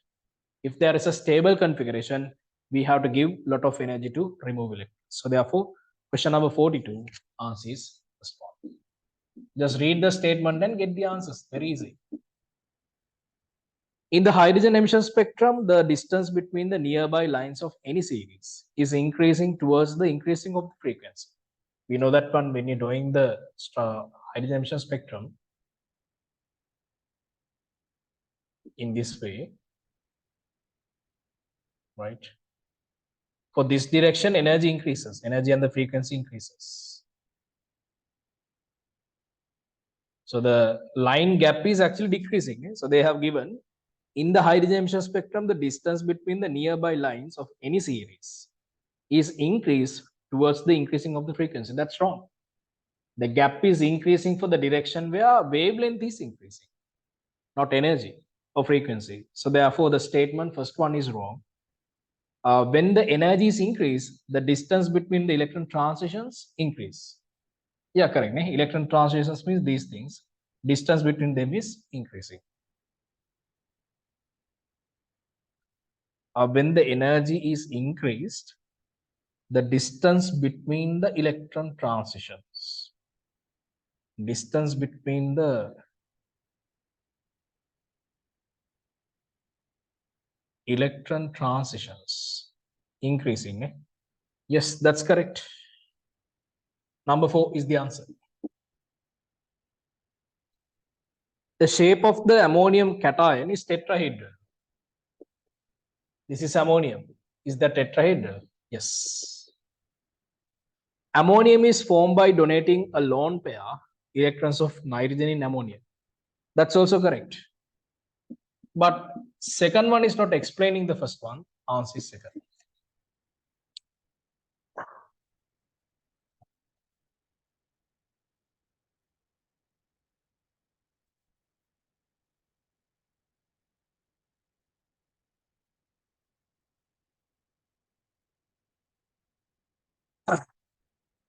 Sarah, look at this one.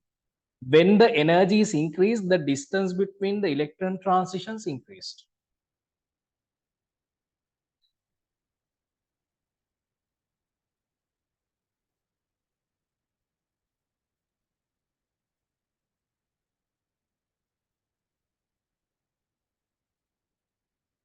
Now you can see, Zara, from left to right, energy and frequency increasing.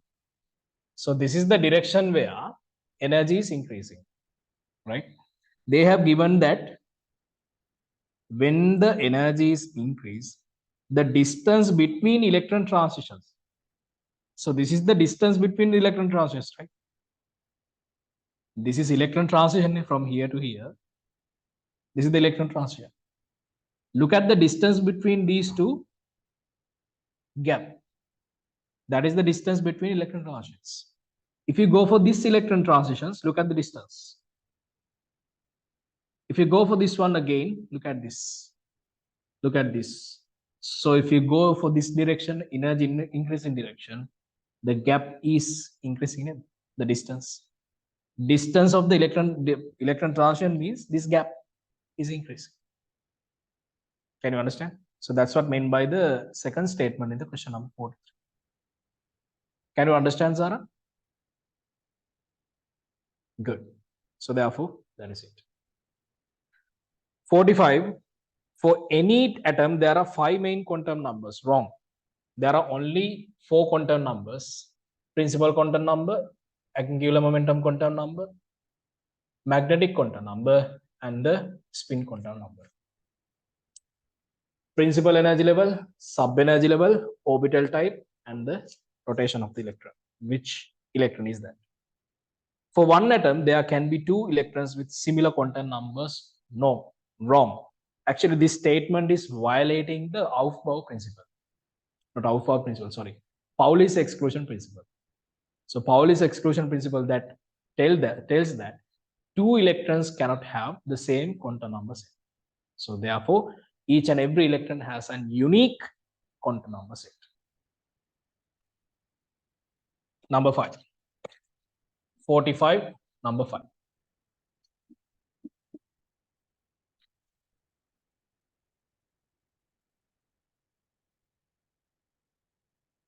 Next one. Hydrogen sulfide can act as oxidizing agent.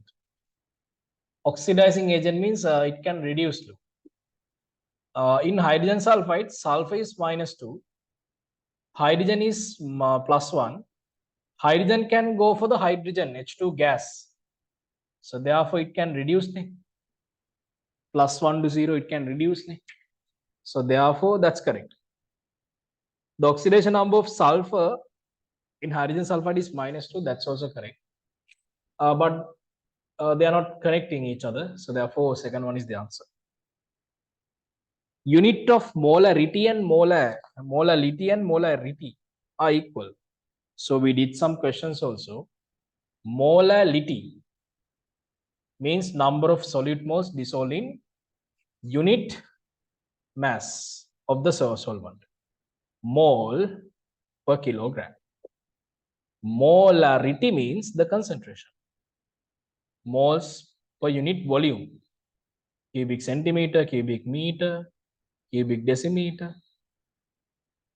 Like so, therefore, they are not equal. Wrong. Molarity is the ratio between the number of moles dissolved in the mass of the solution. That is wrong. Wrong. Wrong. So 47 is both the statement are wrong.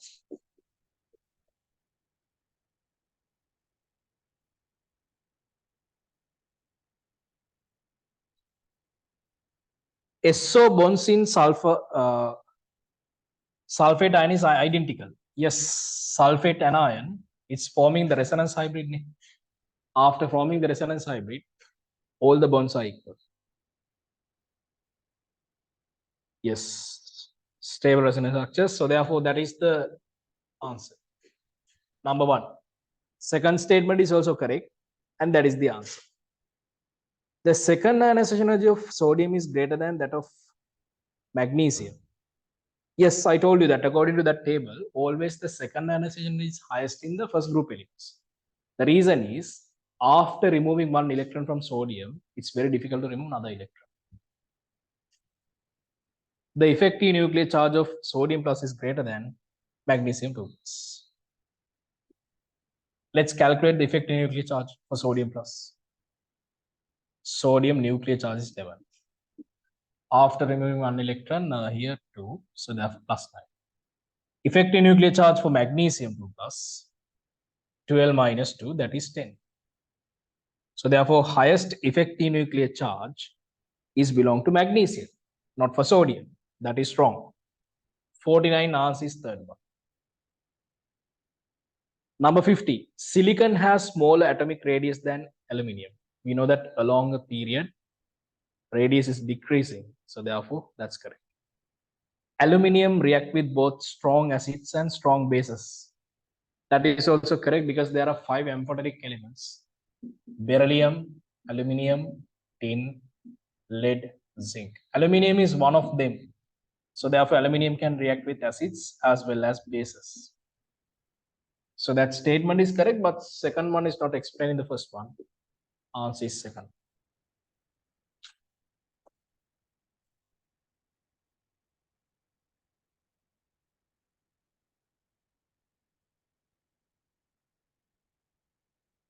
Right, okay. So this is the explanation of the first MCQ paper in our paper class, right?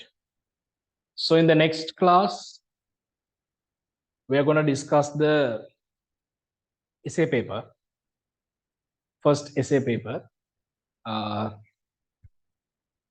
First paper, essay paper is actually gonna be like this. That means 4 questions will be there, 2 structured questions will be there, and 2 essay questions will be there, right? So until the 5th unit, you will get the questions. Chemical calculations, gas laws, energetics, everything you will have there. Okay. So be prepared for that one. Next week, we are going to discuss you have to write down the essay paper. You have to answer for the essay paper. Okay. Right. Okay. If you have any doubts, put your doubts to my WhatsApp number, not now. If you have any doubts regarding this paper, put your doubts to my WhatsApp now. Okay. Right. Then I'm going to wind up the session. We are going to meet on the next Monday with the essay paper. Okay. Until then, bye bye. Have fun. Good night. Okay.